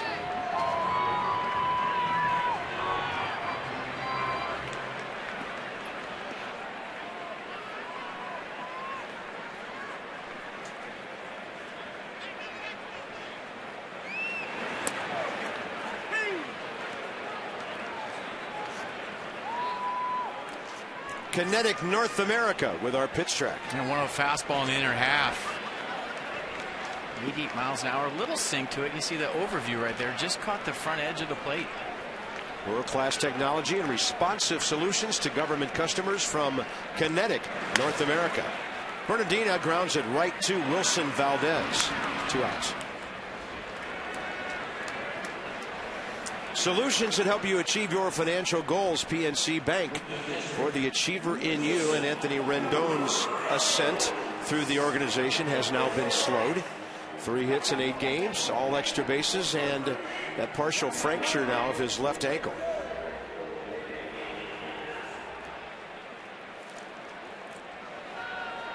Yeah, the injury news so far in 2012 has not been good for the Nationals. It's been tough.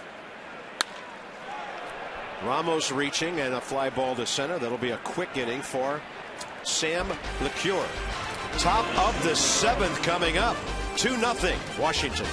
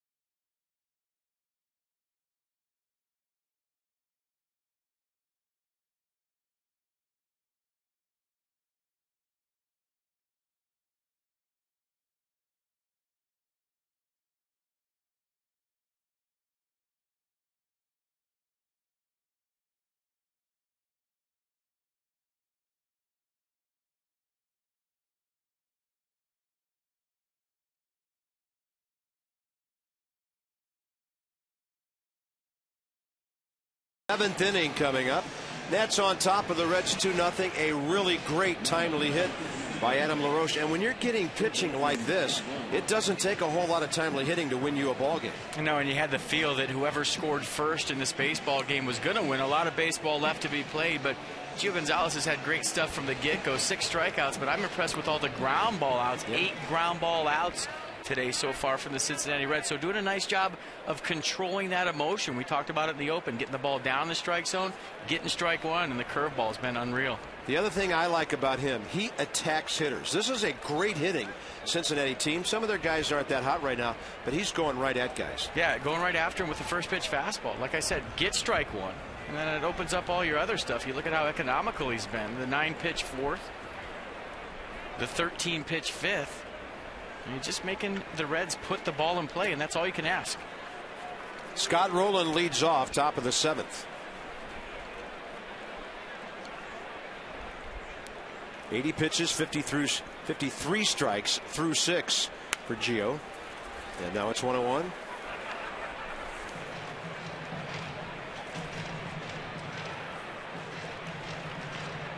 Rowland, Bruce, and Ludwig, 3 formidable hitters here. This is a real key inning. He gets through these guys. He's looking at the 8th inning against the bottom of their lineup. Gonzalez will hustle over to cover. LaRoche just shovels it right to it. That's a big out. And the 9th ground ball out. You think of power guys with a big hammer. You don't think of ground ball outs. You think about strikeouts, fly ball outs, 95-mile-an-hour fastball that's 4 seams. Generally speaking, doesn't get hit on the ground. But for Gio today, the fastball's been down in the zone. And I think the changeup has been very good as well. You don't think of changeup when you think of Gio, but that's been a great pitch. So all 3 pitches working for the left-hander. Then he drops in a first pitch curveball. Front door on Jay Bruce, who doubled back in the first. One of only 2 Cincinnati hits.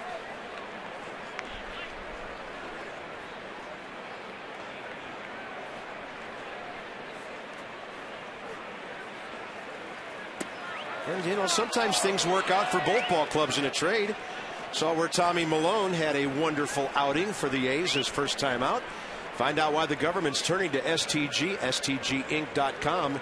Jay Bruce, a clutch hitter for the Reds, and this guy is really an outstanding major league outfielder and power hitter. And still at a very young age. He's got a lot of good years left in front of him. So congratulations to Tommy Malone, one of the guys involved with Brad Peacock in that deal to Oakland. His early days with the A's paying off very well. Brad Peacock did not have a great spring. Didn't make that club. 3-2 to Bruce, and Gonzalez had him reaching.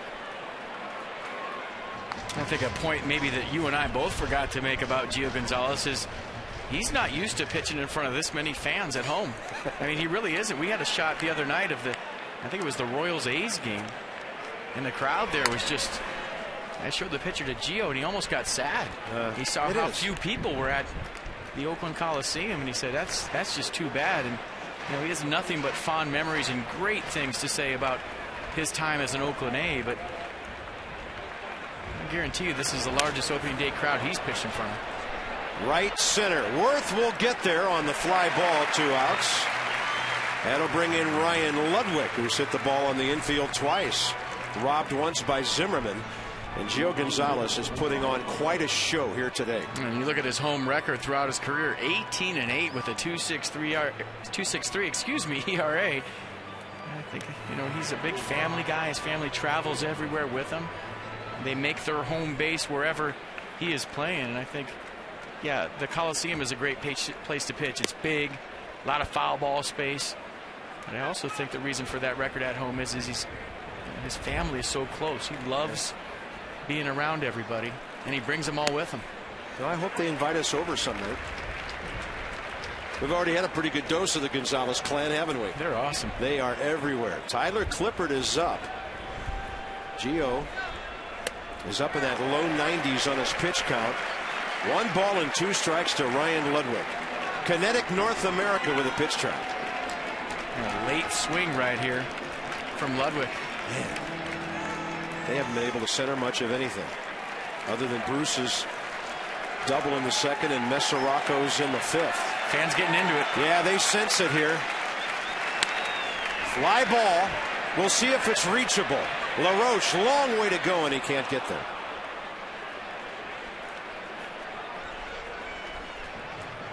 We saw that at the end of last season. The Nats made a nice run in the month of September. A lot of fun home games, a lot of walk-off wins for the team.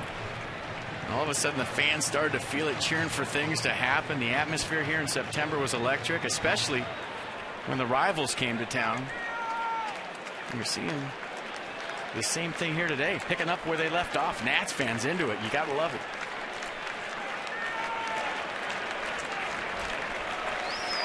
Well, with Levon gone, I think there's a new showman on the staff.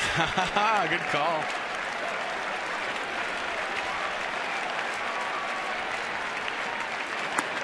He went with the fastball upstairs, and it's 2-2. Well, we'll see how significant it is that Clippard's warming up. Gio Gonzalez is the leadoff hitter, due up in the seventh. Wow. And we'll find out in a moment. 7 strikeouts. And the crowd, they don't really need a reason to stretch. They've been on their feet several times today because of timely hitting and, I mean, great pitching.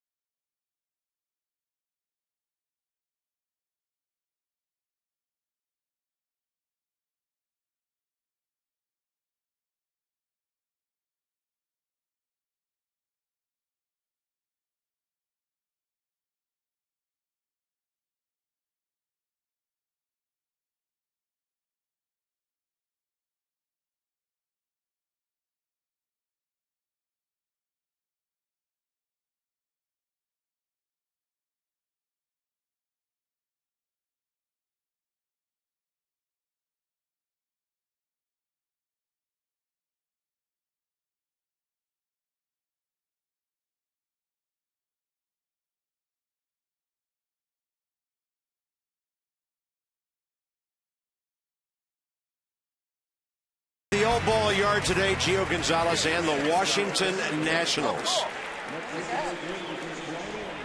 Our next television game is tomorrow night.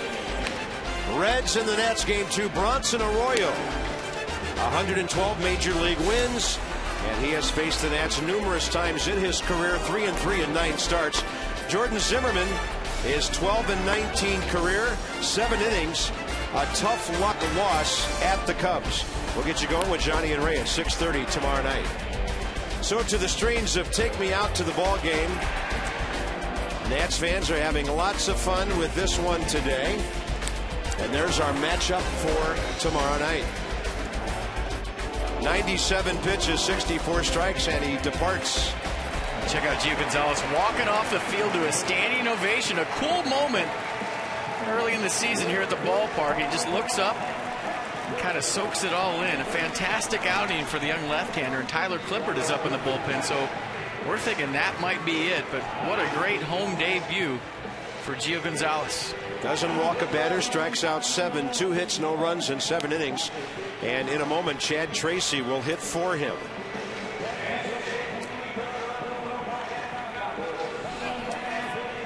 Everything's good in Natstown at the moment, and some baseball yet to be played to nail this one down today. Here's Chad. 2 for 6 so far with 3 RBIs, and the bench is producing to say the least.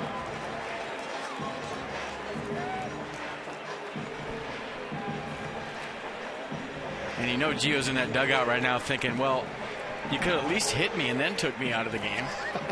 Yeah. I mean, come on. Yeah, they would have, but Chad Tracy refused to pinch run for Gio Gonzalez. Did you not see my swing last time, Davey? Yeah, we saw it, and you've had a good day. Sit down. Nice going. So here's Tracy, who brings a great veteran presence off that bench.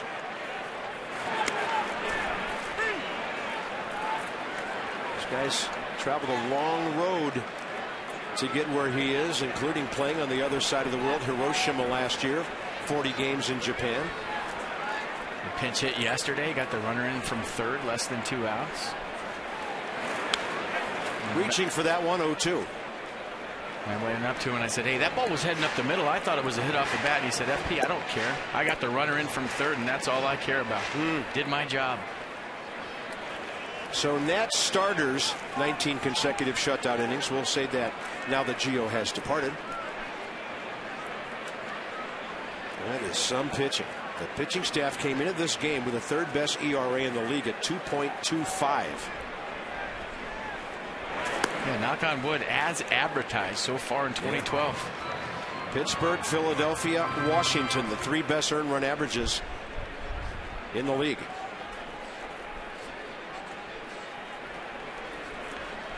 Desmond and Espinosa next, as Tracy tries to restart something here in the 7th.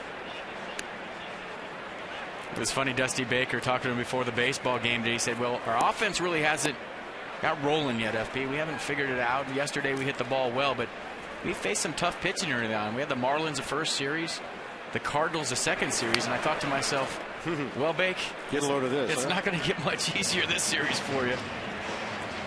And he knew that. And of course, the Marlins have some guys who are just coming into their own as veterans. Josh Johnson, and Burley's been around for a while. Sanchez, Nolasco. So with Desmond watching, it's a 1-2 to Chad Tracy. And then, of course, St. Louis, veteran guys.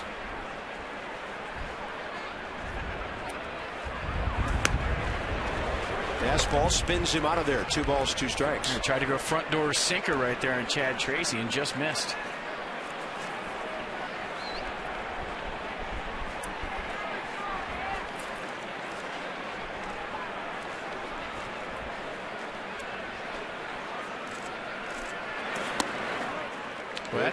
That's a take right there as somebody that's seeing the ball big.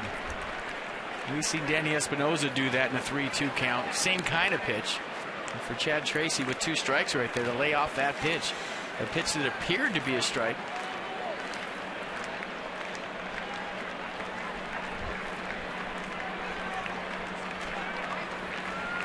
Full count to Chad Tracy. And he'll bang it out to center. A lot of room out there for Stubbs. Top of the order now. See the Nats and their top future stars right down the road in Woodbridge. Opening weekend gets underway for the Potomac Nationals tomorrow night. Saturday fireworks, Titanic Day on Sunday. 703-590-2311 or visit PotomacNationals.com. And Hindenburg Monday, I heard. What's that? Hindenburg Monday. Oh, man.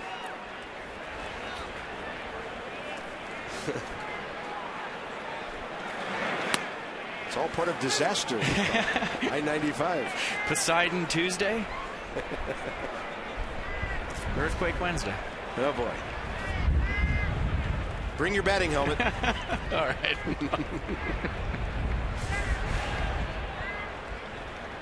Ian Desmond 2 for 3 today, hitting the ball up the middle all 3 times.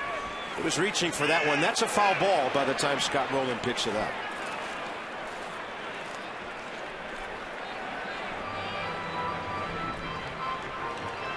Today's copyrighted telecast presented by authority of the Washington Nationals and may not be reproduced or retransmitted in any form. And the accounts and descriptions of this game may not be disseminated without the expressed written consent of the Washington Nationals.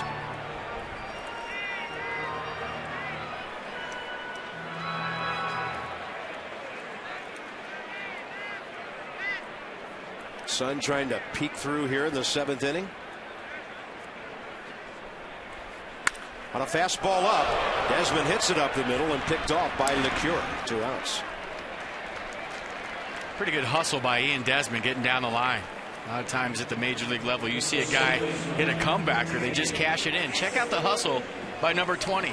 He knows he's out, but watch him run. And put his head down and go hard all the way through the base. Nice. And you love to see that. Something little, also something that gets me fired up.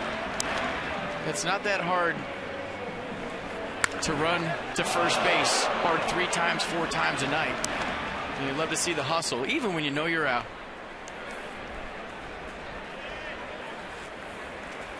And now LeCure's come in, retiring 5 in a row, facing Danny Espinosa. Danny is 0 for 1 today, but he's contributed with 2 walks. One that extended what would have been, or could have been, a 1-2-3 first inning. And then the walk that loaded him up on a great at bat to get Ryan Zimmerman to the plate in the 5th.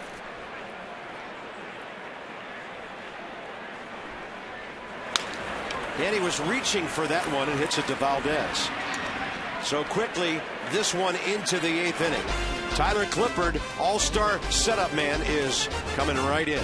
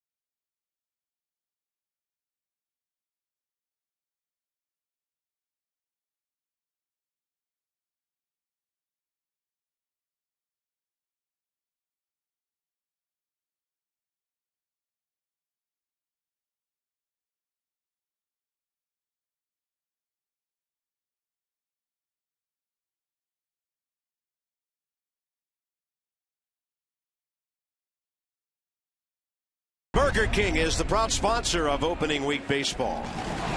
This one to the top of the 8th inning. Nats on top 2-0. And you can find out why the government is turning to STG at stginc.com. First pitch hackers. Joey is on that list. Joey Votto, Drew Stubbs. And who knows, maybe this year Ian Desmond makes his way onto that list. He's been very aggressive early in the count. Minimum 50 at bats with a first pitch on which you're swinging. How do they find out these things?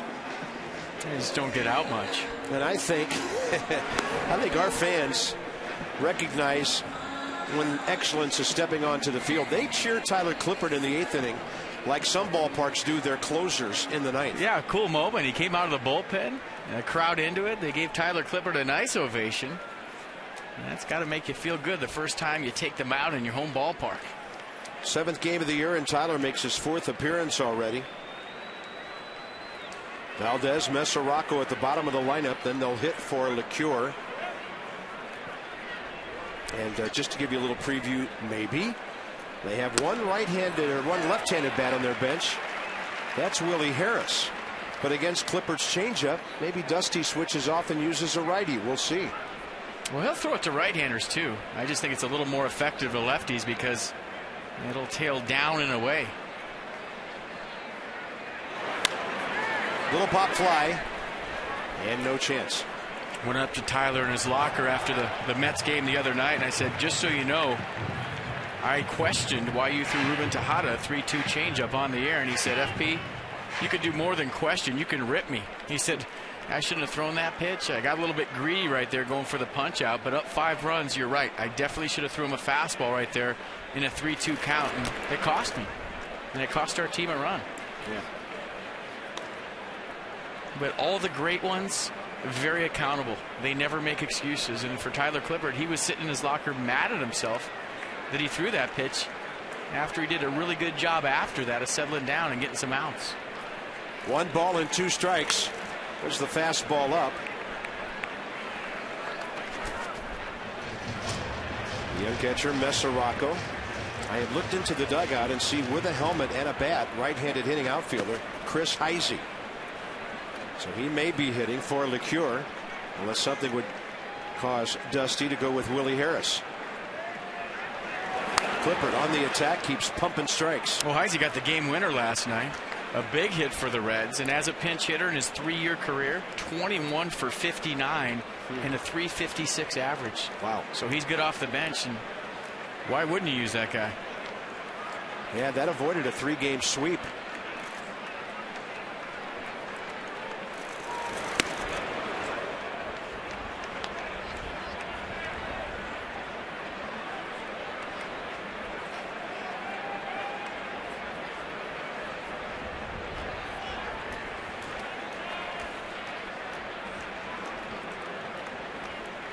Two-two pitch. And a good job here by Valdez of fouling off 2 strike pitches.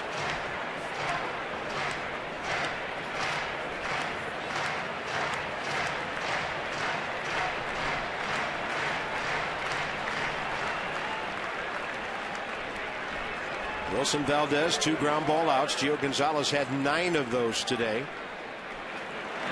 And Clippard gets a ground ball. And that one just spun from Zimmerman. That'll be a couple of bags for Wilson Valdez.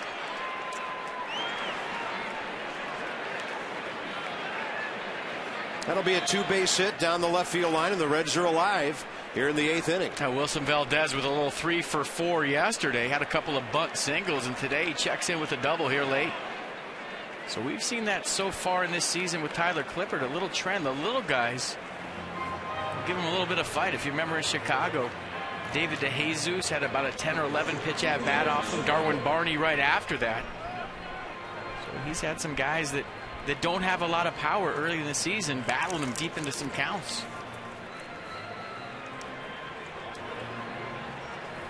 Tying run suddenly in the batter's box with Devin Mesoraco. As a major league hitter this season, 2 for 6.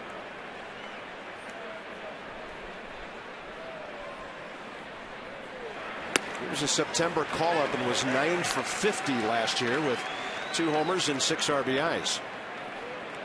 He had hit .289 with 71 RBIs at AAA Louisville and made the All-Star team of the International League. 23 years of age, from Pennsylvania, former first-rounder.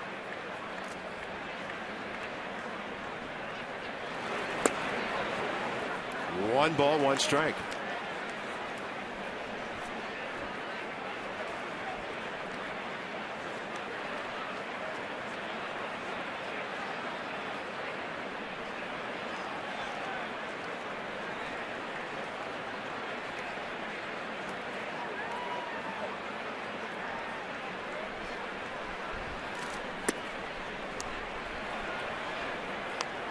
Two and one.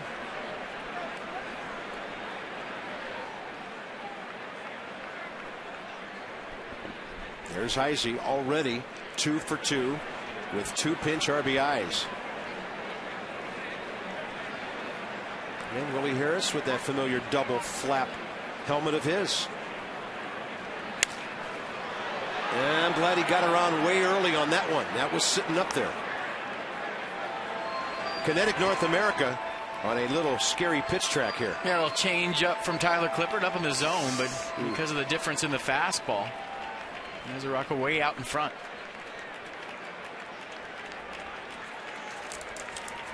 I'm thinking that good high heat right here in a 2-2 count might be the pitch.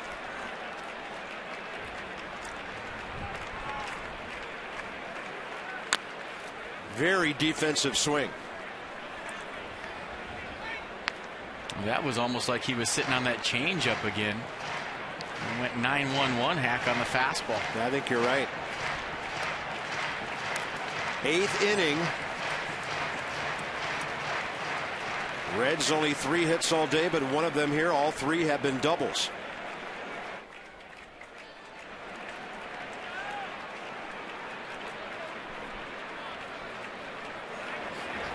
Clippard with a breaking ball gets a pop-up. Danny Espinosa, runner freezes, and a big first out. And it'll be Heisey, the right-hander. A big first out because in a 2-run game, you get a leadoff double. You're trying to move the runner. Clippard did a nice job of keeping that runner, Valdez, at second base. We've got things started today. Tomorrow, it'll be the continuation of Washington Post opening weekend with 15,000 fans getting the Natitude t-shirt from 106.7 The Fan. Strasburg bobbleheads on Saturday 4 o'clock game, PNC Bank. Jackie Robinson Day on Sunday. So here's Heisey. Perfect as a pinch hitter so far.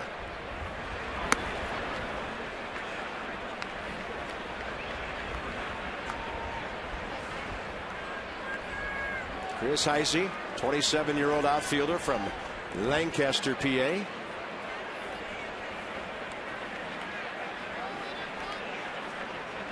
.254 in 120 games last year. He's got pop. 18 home runs and 50 RBIs. Clippard with a good fastball, 93.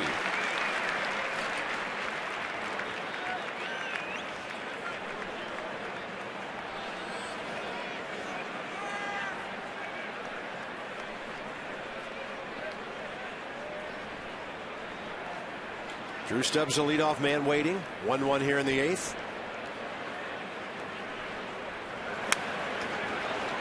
And now it's 1-2.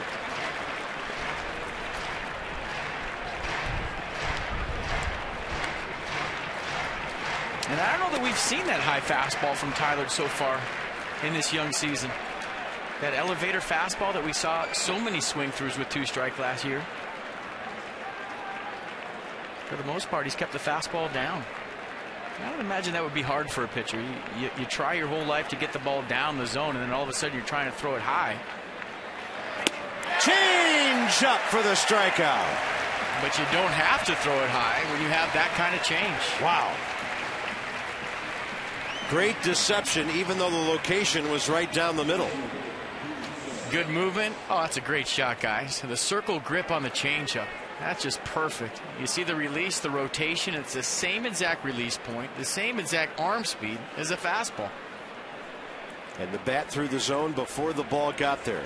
That was pretty. Here's Stubbs now, 0 for 3. 2 outs as suddenly the sun blazes here at Nationals Park. And that's a strike. Let me show you that grip on the circle change for Tyler Clippard. Look at that's how he throws it right there. Just off the last 2 fingers, or the middle 2 fingers with a loose grip. You put it back in your hand, and you just kind of turn your hand over a little bit at release point. And because you have such a loose grip on the baseball, you can throw it with the same arm speed as your fastball, and it comes out slower. On the corner, strike 2.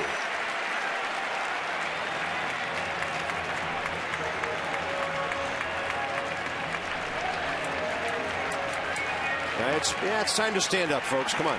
Absolutely. I am. This is a game situation in the 8th inning. 40,907 here today.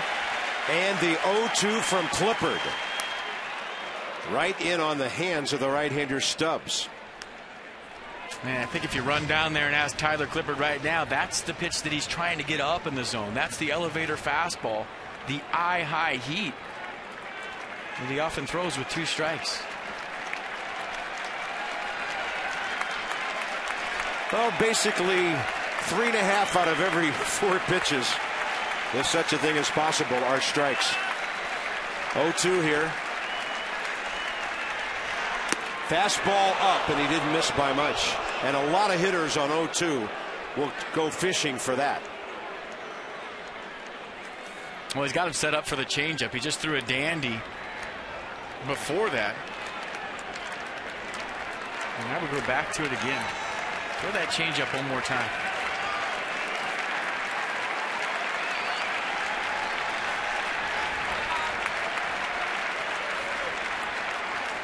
Breaking ball, yes!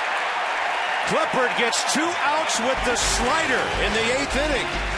How many weapons does this man have? Brilliant pitching continues for Washington.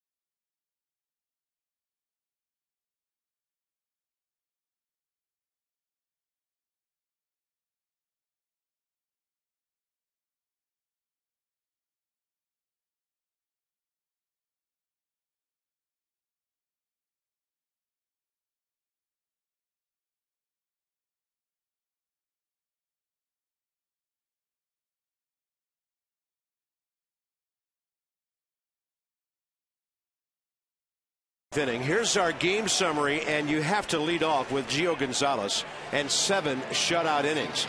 Danny Espinosa on base twice. He and Desmond on a couple of times. Adam LaRoche a 2-hit game, and the only 2 RBIs of the afternoon. Yeah, 5th inning, bases loaded. We said it was only a matter of time before the Nationals got the big hit they were looking for. And Adam LaRoche comes through once again. You don't want to say it's a hot start. That's almost an insult to a guy that's a good hitter. He's just doing what he can do, and he's doing it from the beginning this season. And Adam LaRoche right there showed you about as much emotion as you ever get out of him. Here's a call to the bullpen for the Reds, packaged by the UPS store. We love logistics. And the call goes to 28-year-old right-hander Jose Arredondo. 53 games for the Reds last year. He was with the Angels back in 08-09 and pitched in 95 games over a 2-year period. Pretty good split finger fastball. He throws it about 52% of the time. So he's got a straight fastball and a split to go with it. Fastball's in the low 90s. The split is in the mid 80s. Ryan Zimmerman, Adam LaRoche, and Jason Worth looking for insurance here in the 8th.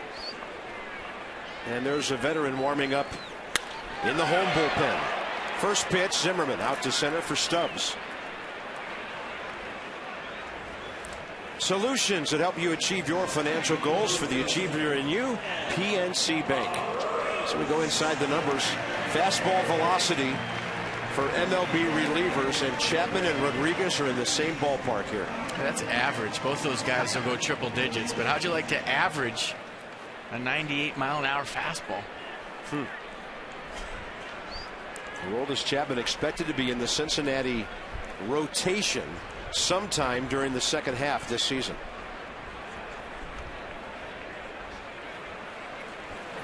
Adam LaRoche takes a fastball on the inside corner. Another great day for Adam. 2 for 3, 2 RBIs, leads the ball club with 8. And hitting .370. It's about 200 points higher than at this time a year ago, when he was having problems extending with that shoulder. I learned my lesson as a young player. I went up to a veteran guy on my team, David Segui, and I said, "Man, you're hot right now." And he said, "I'm not hot. That's just how I hit. Don't say that to me. That's an insult." And I learned quickly that with good hitters, you never tell them they're hot. They just think, that's what I'm supposed to do. Yeah.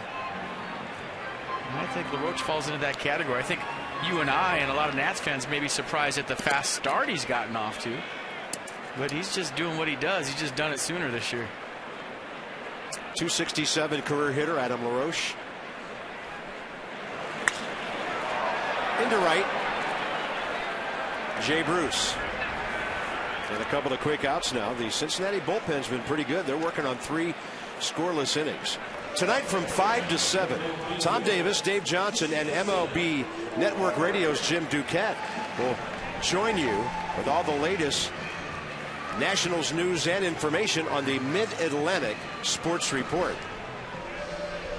I'd imagine there will be a few Gio Gonzalez highlights on that. You would think so. Just a couple. You'll see a couple of swings by Adam LaRoche and maybe Ian Desmond, who, by the way, has been on base 14 times in 7 games now this year. Here's Jason Worth, 0 for 3, strikeout, 2 fly balls. And Brad Lidge warming for the Nats.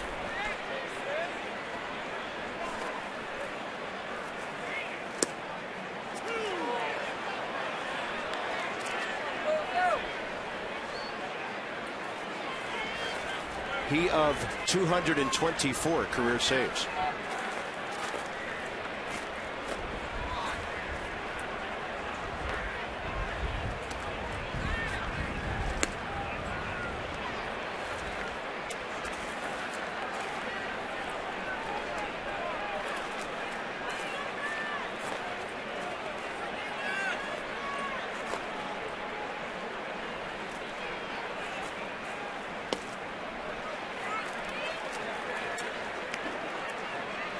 Reds trying to get to the 9th inning, but Nady bats if Worth can keep it going here in the 8th.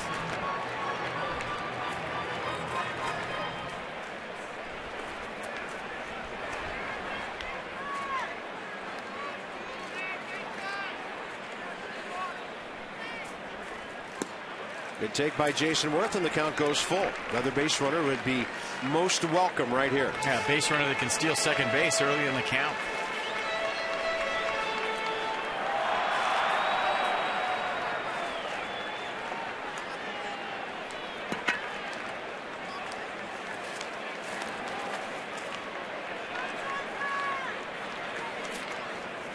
Three-two to Jason, who's walked 4 times this year. And he'll hit it to deep short. Zach Cozart, safe at first. If Jason Worth looks up right now, he can go to second base. There's nobody there. He was worried about running through the bag to get that bag, and he makes it. But that Cozart kid can play some shortstop.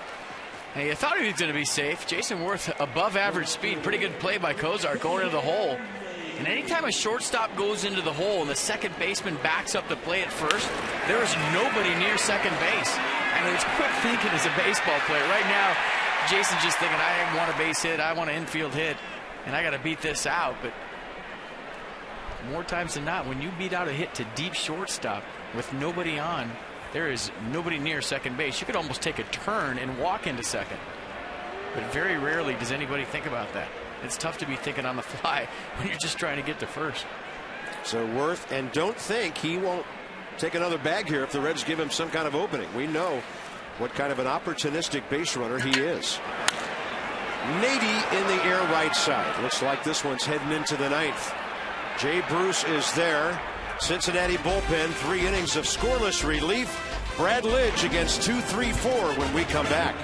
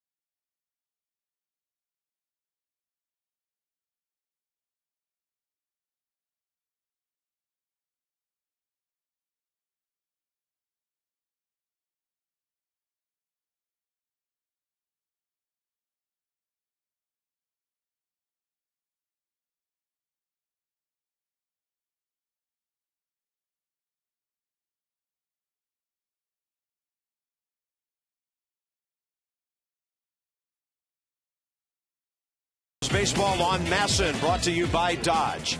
Go to Dodge.com or visit your local Dodge dealer today. And by Navy Federal Credit Union. Serving the Army, Marine Corps, Navy, Air Force, the Department of Defense, and their families.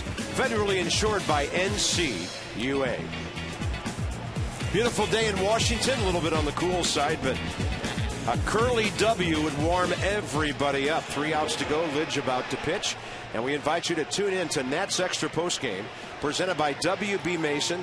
Right after the game, and as usual, Johnny and Ray are here at the ballpark. They're getting set up out there in left field. Their adoring fans are gathering around them. And we'll see how it goes here in the 9th, as Lidge will face Cozart, Votto, and Roland. And for Brad Lidge, he throws a fastball and a slider, a 2-pitch guy. The fastball being the low 90s. And the slider goes straight down. A disappearing slider is what I call it. And he's not afraid to throw it. He throws it 7 out of 10 pitches, 70% of the time.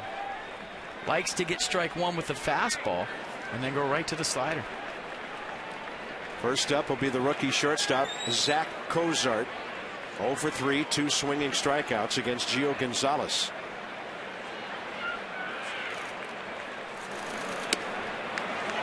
On the corner for a strike.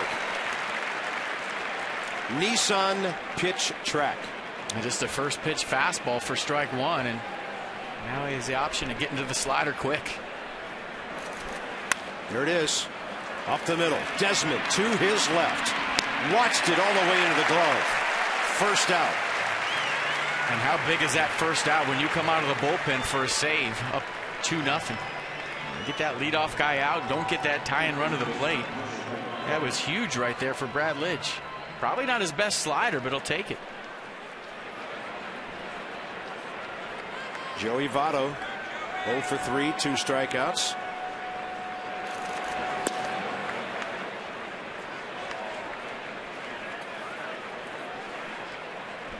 Joey Votto against Brad Lidge. Listen to this. 5 out of 7 career with a home run. That's Simonich.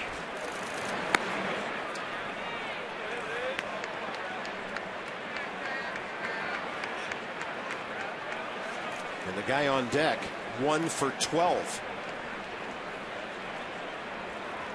So Votto and Rolen here for the Reds in the 9th. Ball 3. 7 o'clock tomorrow night, a rare night game. Jordan Zimmerman and Bronson Arroyo. That's extra 6:30. Johnny and Ray here at the ballpark will join you at 7 straight up. Game 2 of a 4-game series. Lidge gets one on the corner, 3-1.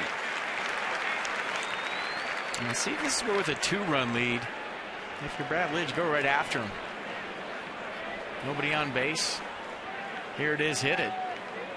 You just don't want to put anybody on for free and bring that tie-in run to the plate. It's high. That's the first walk by the Nationals pitching staff today. And the Reds are still alive with Scott Rolen coming in, followed by Jay Bruce.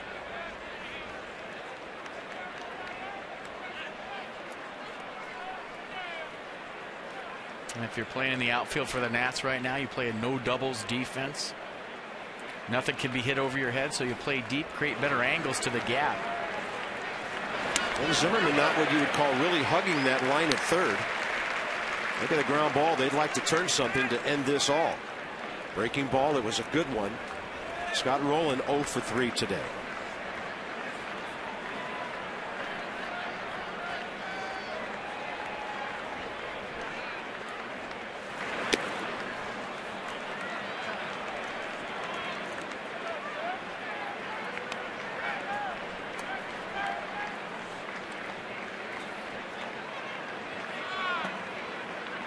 Rolen versus Lidge.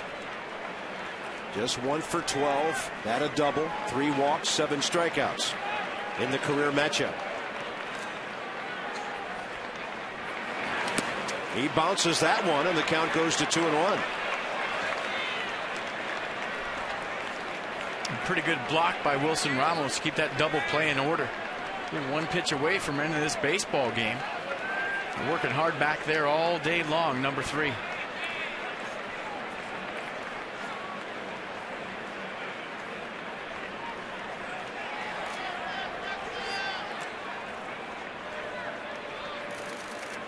That is on the corner. Strike 2. We see that so many times so early in the season from Brad Lidge. He ended the game the other day in Chicago with a fastball. You saw it right there. The guy throws a slider 70% of the time. Hitters sit on it. You can sneak that fastball by him. Line drive and hooking foul.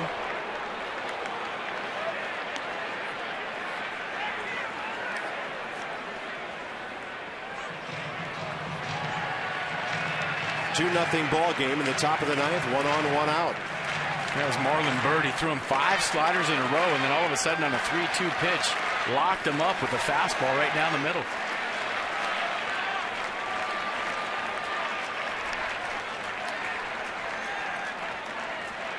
And a 2-2. That's a fair ball just inside the bag.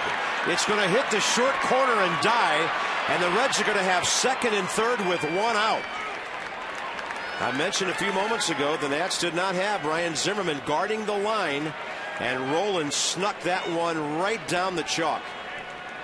And that was interesting, and you pointed it out, partner, especially with the guy throwing a slider.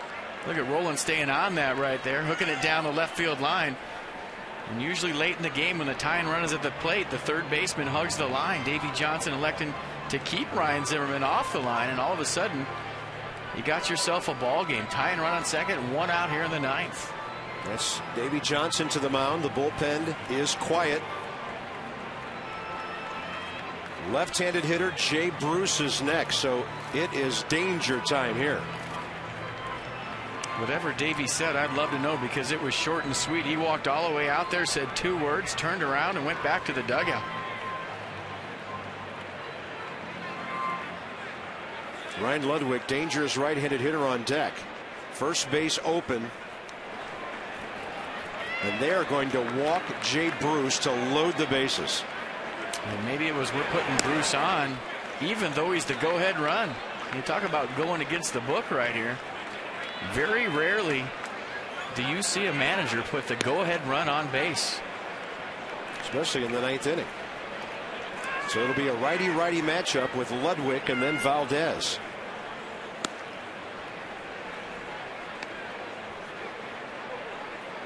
But when I think he's thinking is Jay Bruce is hitting 300 and Ludwig has yet to get hot.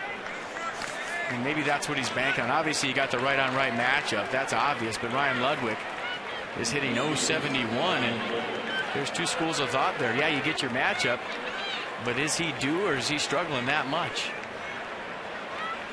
Yeah, Ludwig 0 for 3 today, 1 for 14 to start the season. All of a sudden, this has gotten very, very interesting. Right when you thought the Nats were cruising for their 5th win of the year.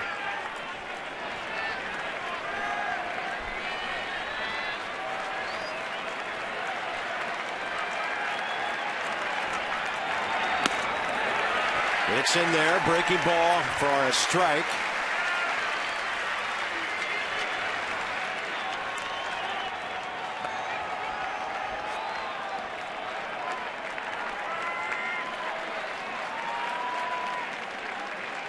This is when you just want an out. I mean, you're not thinking of double play. You're not thinking of anything but getting an out. That's a pitch down and away that he couldn't reach. 0-2. Runner on third doesn't mean a thing. You're worried about Scott Rowland on second base. That's the run that matters. And of course, the matchup, the way of Lidge, 5 strikeouts of those 9 at bats with an offer.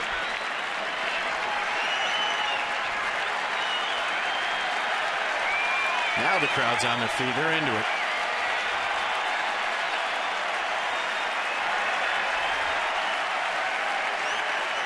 Oh, 2 to Ludwig, just inside.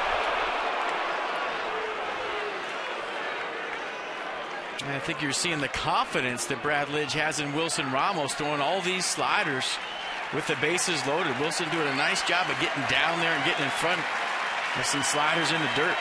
Got to have confidence to throw that pitch to your catcher in this situation. Zimmerman can't get it, and that will tie the game. 2-2 as Ludwig gets one on the ground past the Nats' third baseman. And just like that, a win for Gio Gonzalez is snuffed out, and Cincinnati now has the lead run at second base. That slider's been up in the zone so far today from Brad Lidge, and just another case of maybe leaving it up out over the plate. Ludwig did a nice job of pulling his hands in, getting the barrel on the baseball. A little bit too hot to handle for number 11 and third. First and second, 1 out. Wilson Valdez, the hitter now. And Lidge will be charged with his first blown save as a Nat. Reds are back even. I think Davy Johnson got the ground ball he was looking for. It was just well placed.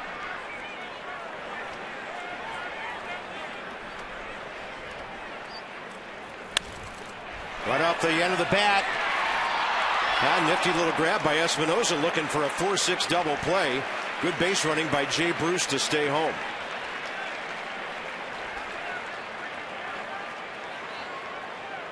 Just a little jam job out there to second base. Espinosa does a nice job of trying to get that to Ian Desmond.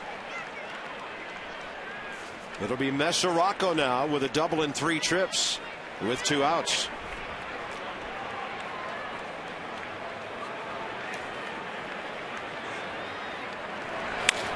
He pops it up. It's near the barrier. Zimmerman feeling his way. He's got it. Just came back enough, and the top of the 9th is over. The Reds pick up 2 to tie the game. Bottom of the order, straight ahead.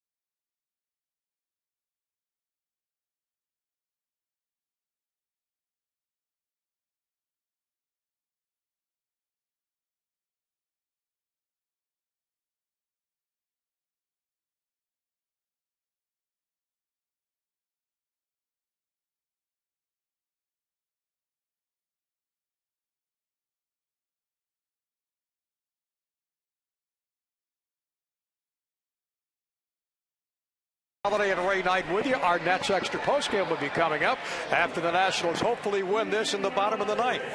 Yeah, Johnny, it would be a waste today. Great pitching early, and then Lidge just showing sharp breaking ball there. The first 2 pitches to Ludwig, and then a couple of hangers. Even the 0-2 pitch was a little up, and then that breaking ball kind of stayed inside, wasn't sharp, and he was able to hit a ball pretty hard down that third baseline. So we'll be with you as soon as this ball game is over. Hopefully it's going to be this bottom of the 9th coming up. Let's send you back upstairs to Bob and FP. All right, Johnny, thank you. Thank you, Ray. How Ray managed, he knows these situations come up where things get awfully tight, and one swing, one positioning by a fielder can make a big difference. And now the Nats will have to get it going. Bernardino, Ramos, and then we'll see who comes off the bench against the right-hander Arredondo, who's still in the game and nobody warming up. You would think Lombardozzi, but we'll wait and see what the situation dictates. Roger Bernardino 0 for 3. Yeah, I think it'd be Lombardozzi either way. Bernardino gets on, Lombardozzi probably bunt him over, and if Bernardino doesn't get on, I got another leadoff hitter. But first it's Wilson Ramos, and then the pitcher spot. Bernardino trying to face that splitter. Lofts one into left, but it's going to hang up. Oh, tough luck today for Bernardino. Hit 3 balls on the screws, nothing to show. Ramos will be next. Well, you feel bad for Gio Gonzalez, who had 7 fantastic innings. Clippard got it all set up, and then a couple of ground balls that were elusive make a big difference in the 9th inning.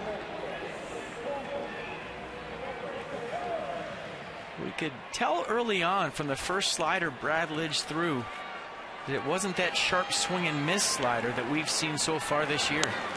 I mean, it was still decent, but it wasn't the one that looks like almost a split finger when it comes in there. Kind of rolled in there today, and I think the Reds hitter saw that and took advantage.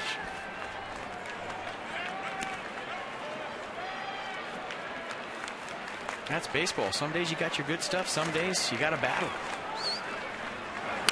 Ramos takes a big rip.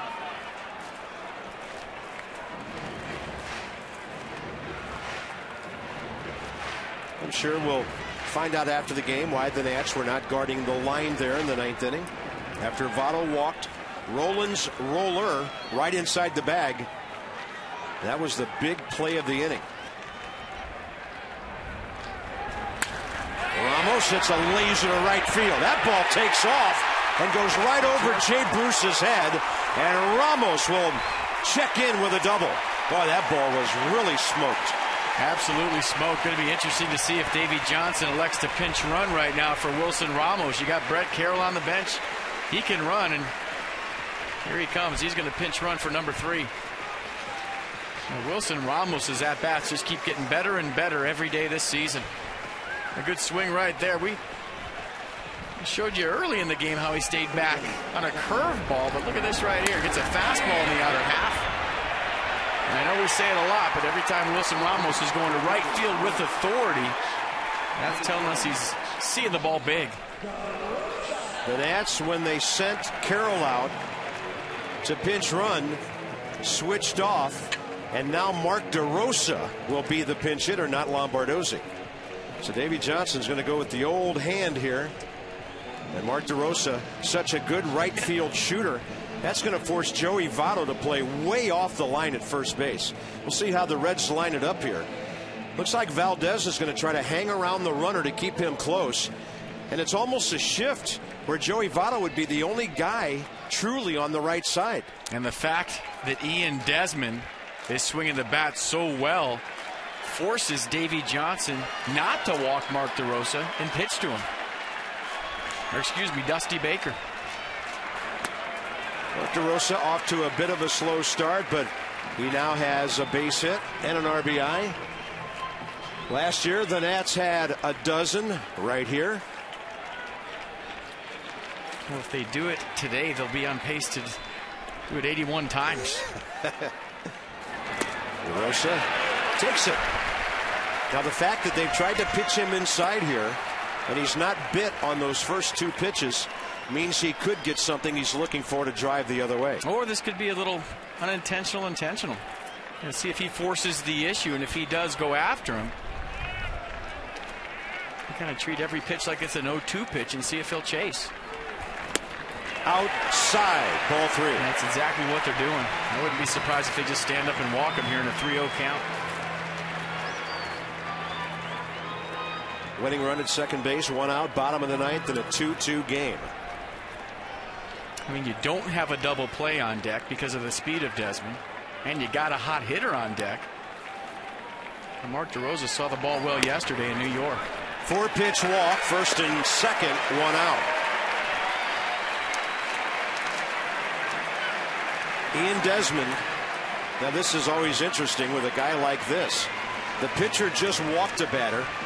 Does Ian Desmond come up hacking? That's his thing, man. That's his gig. He's ready to party from the time he walks in to the batter's box. That's how he described it. And how about Mark DeRosa all of a sudden? He's walked his last 4 at-bats. With a base hit thrown in there.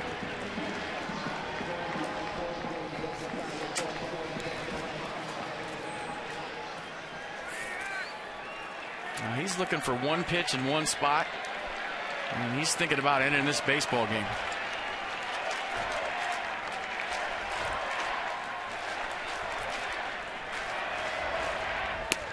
Fastball misses outside.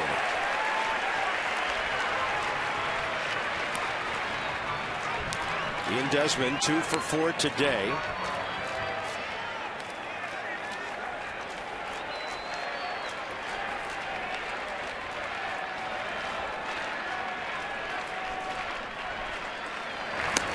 And he doesn't bite. Ball 2. That's a great take.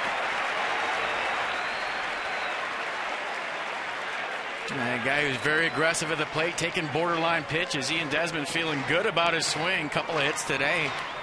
Laying off some borderline stuff here with the game on the line in the ninth. In these situations, partner, it's so hard to take pitches. I've been there before. Nervous bat is a swinging bat. You want to get off a swing and end the game. Sometimes you go out of your strike zone to do it because you want to be the hero. And credit Desmond for getting to a 2-0 count and being relaxed up there in a really big spot.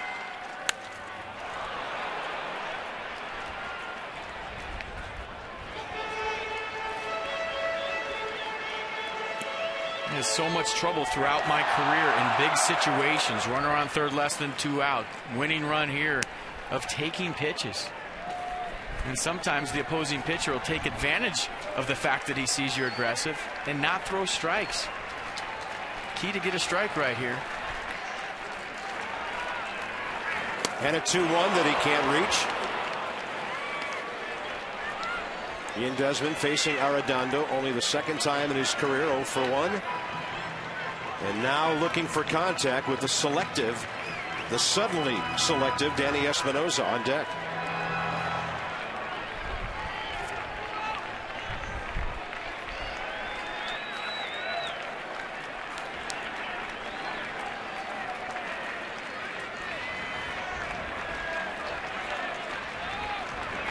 And a 2-2. Well placed. Deep short. And the bases are loaded. Nothing Cozart could do with that one. Well, he made a good play keeping the ball in the infield. Ian Desmond with another good at-bat. And a 3-hit day. And another good day. I mean, this is ball game if this ball gets into left field. Check out the range. And Cozart's thinking about going to third base right there, and I think he might have had a play on Carroll. So the infield is in, the outfield is in. The Nats load him up with one out.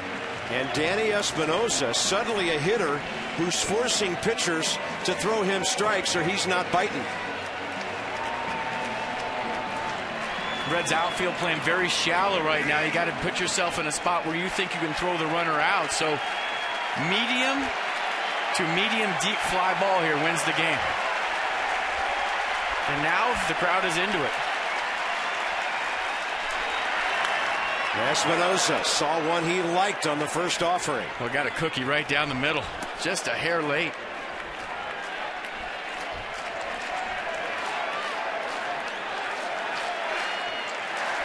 How about this? Good stuff on opening day. A little bit of everything. Some drama here at the Yard in game one.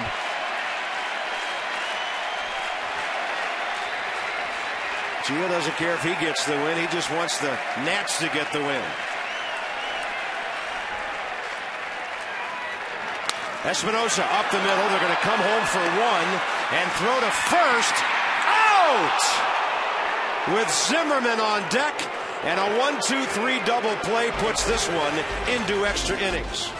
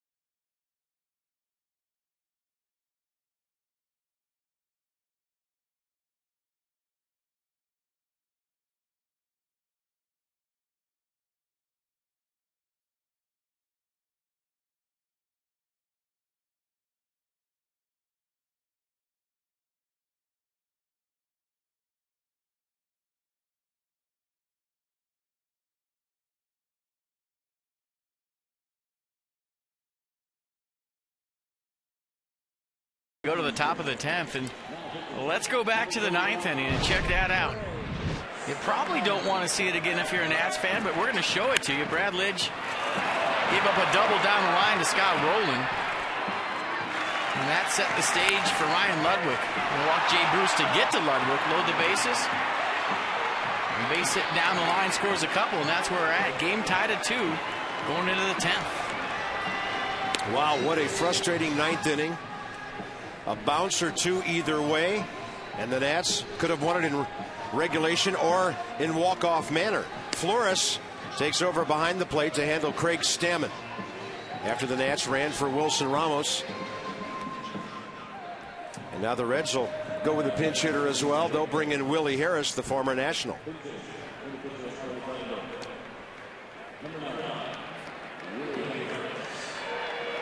Minus yesterday. It seems like every game this year has been this way. And now the Reds warm up Alfredo Simon. I'm going to have to get a seat belt and a helmet at this pace.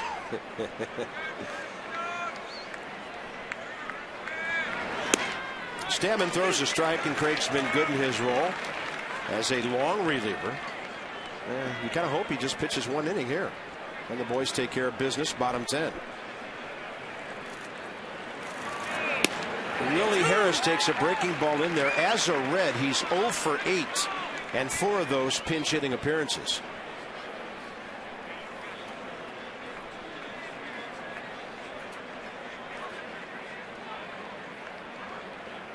Willie with the Mets last year hit 246.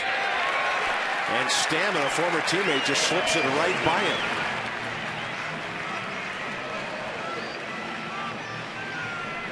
That's the 10th strikeout by the Nats staff today.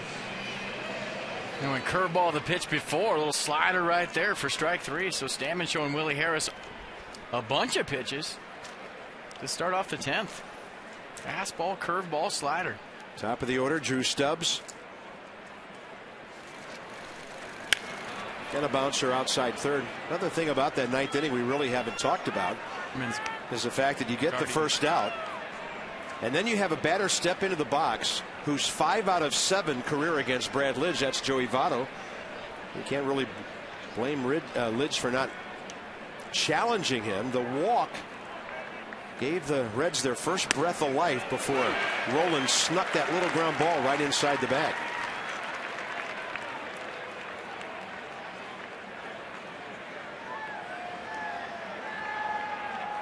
Drew Stubbs is 0 for 4 today.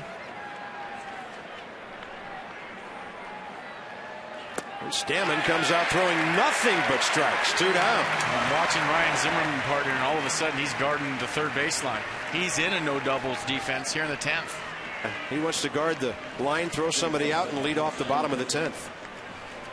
So that's telling me that Davey Johnson does play no doubles with his infield, and I thought that's what I remember from last season, but for whatever reason in the 9th inning Ryan was off the line. And what I mean by no doubles, for those of you maybe tuning in for the first time on opening day, when the tying run is at the plate, usually the corner infielders guard the line, so if anything gets down the line here past him, it's not a double and they can't get into scoring position.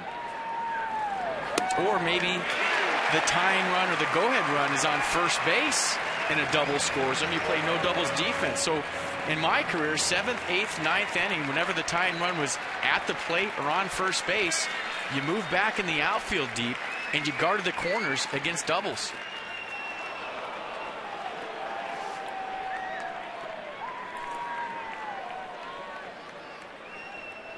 And Bob, you were on it. You said it before it happened. I was.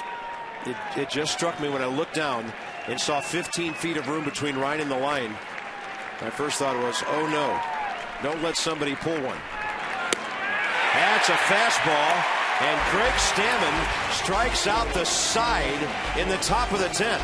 Zimmerman, LaRoche, and Worth straight ahead, and maybe it'll only take one of them.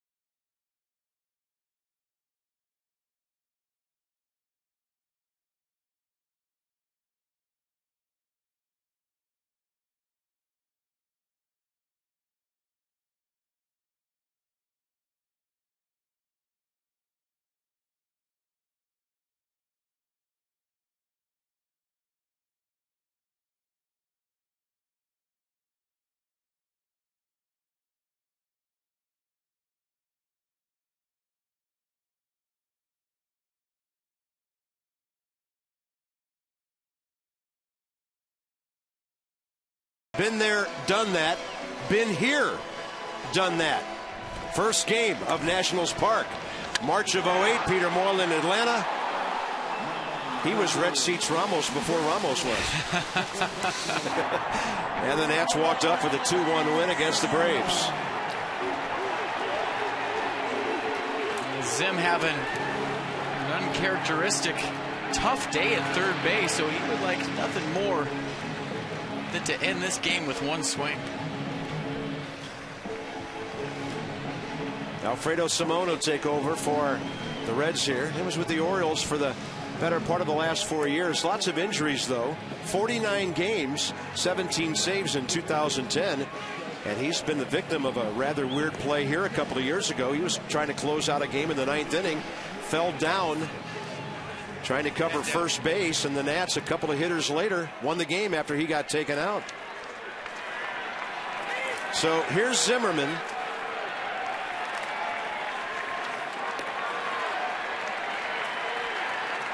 And you know what everybody in the ballpark's thinking. And he's hit by the first pitch, and it looked like a breaking ball. They were thinking, I hope Simone drills Ryan Zimmerman with the first pitch. You get that first runner on in extra innings, you'll take it any way you can. You know, obviously everybody thinking home run, but just got Ryan in the tricep.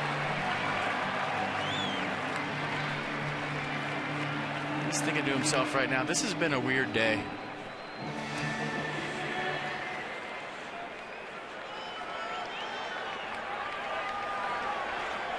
Adam LaRoche 2 for 4, 2 RBIs.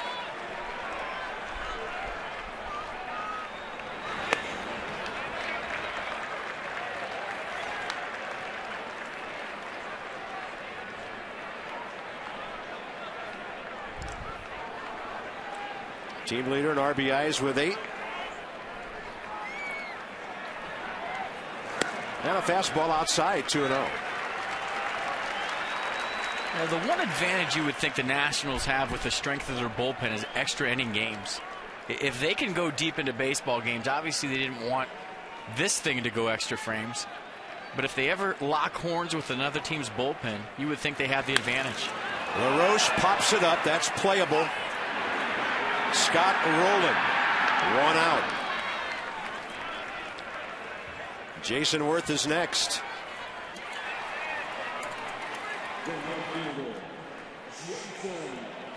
Crowd of 40,907 on opening day.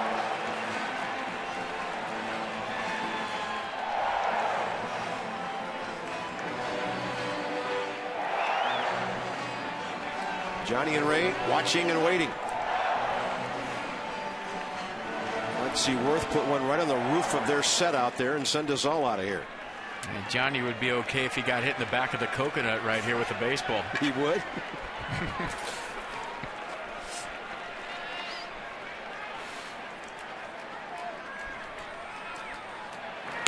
That was center cut.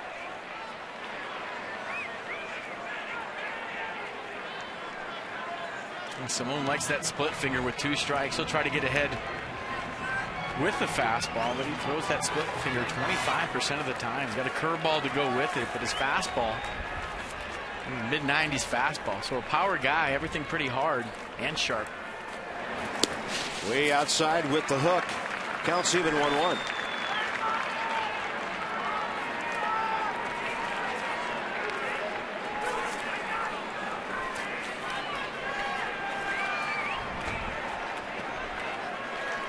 Couple of All-Stars, couple of Gold Glovers right there, Votto and Zimmerman.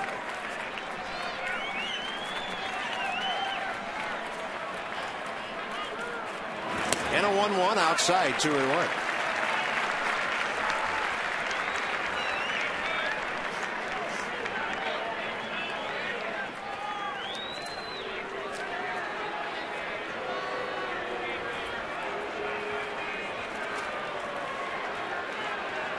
You don't generally think about a hit and run with Jason Worth, you know, power guy, but he handles the bat so well. You got count leverage right here. Ryan Zimmerman runs pretty well.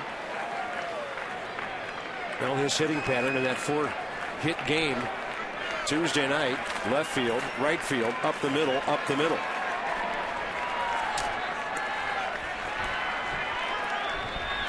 Zimmerman short lead on a 2-1. And Worth took a shot on a pitch boring in on him.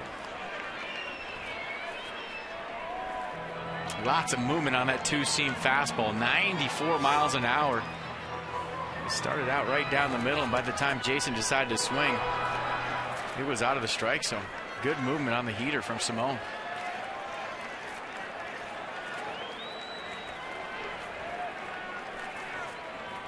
Worth reaching, and that's a base hit. He got the sweet spot on a breaking ball away. And the winning run's at second base. Jason Worth 2 for 5 today. Man, he's pumped. As soon as he put that ball in play, he was clapping all the way down the first baseline. Little fist pump back to the dugout. Nice job of staying on that off-speed pitch down the zone. Look at him staying through that. I love that center field shot we got this year. And here he is going to first base. He's digging it. Pretty good piece of hitting right there from Jason Worth. Xavier Nady 0 for 3 with a walk in his Nationals home debut.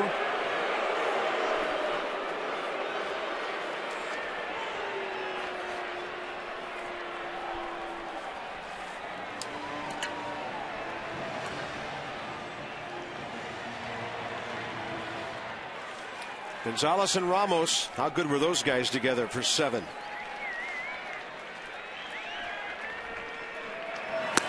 And Nady takes a big cut, ball by him. Big cut and a big fastball, 95 miles an hour.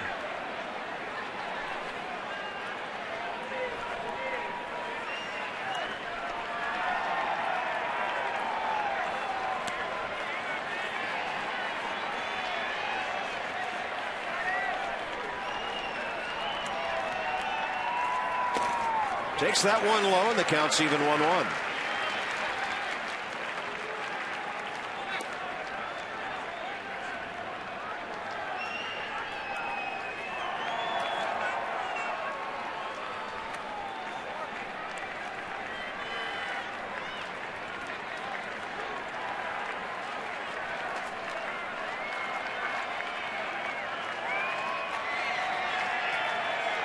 Well, fans have been sitting around for 6 months waiting for baseball. They got enough today. How much more?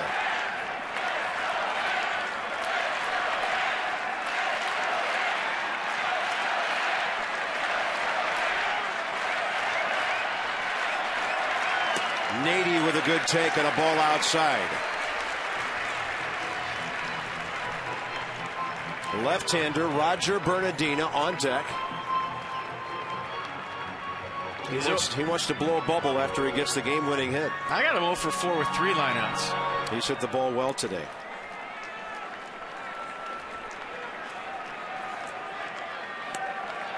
Wilson Valdez trying to keep Zimmerman close at second base. Votto 30 feet off the line at first, and that almost hit Xavier Nady, ball 3.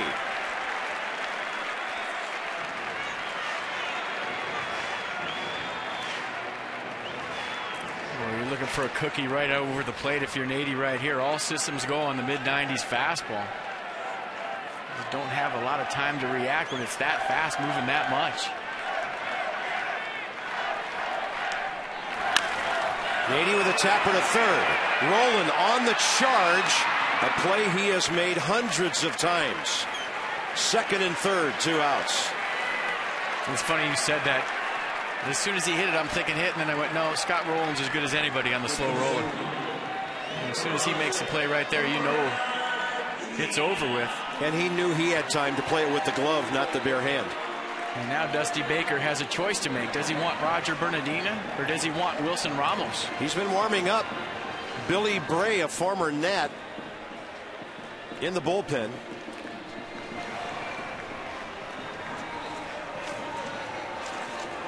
There's Bill, who pitched for the Nats 5-6 years ago. Went over to Cincinnati in that Kearns Felipe Lopez deal with Gary Majeski way back when.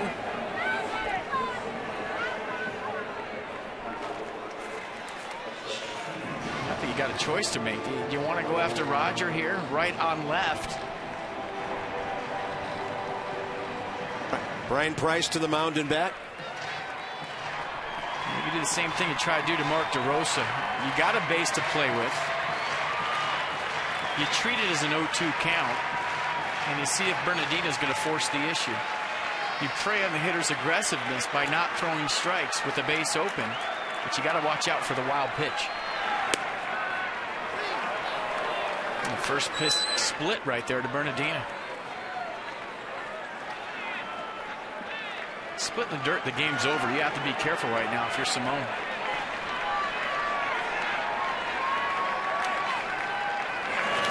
There it is. Ball gets away. Here comes Zimmerman. Nationals win. First guy out of the dugout, Gio Gonzalez.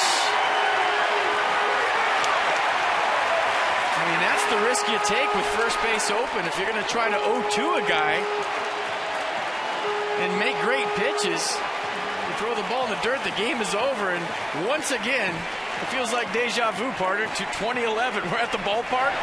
The Nats with a walk-off win. 12 last year, 1 for 1 this year. A wild pitch walk-off win. And what a way for this game to end. I mean, you keep battling, you keep fighting, you're loading the bases in extra innings, you're trying to get guys at home, you're trying to get guys on base, and you look at Roger right there telling Ryan Zimmerman, you got this, bro, just get here. A good read by Zimmerman. As soon as that ball went in the dirt, he was breaking. Good base running, good anticipation. He's thinking what we were thinking. Ball in the dirt, game's over. Alfredo Simone doing a lot to beat himself here by hitting Zimmerman on his first pitch of the inning, and then 4 hitters later throwing the wild pitch. Now there's a sad walk-off. So the crowd goes home happy. Took a little longer than expected down to Christina. All right, thanks, Bob. Ryan, kind of an interesting game out here today. You guys were on a roll and had to come back and catch up in the end. What was it like for you out there?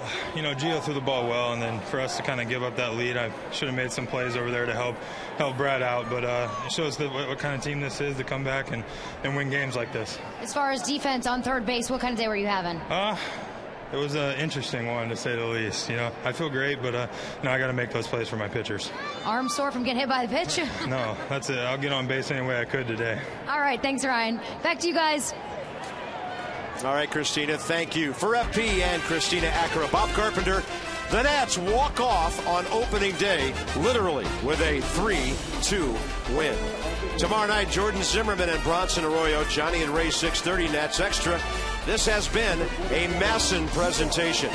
Nats Extra brought to you by WB Mason. Coming up next, long day at the ballpark, 3 hours and 12 minutes. The Nats will take it.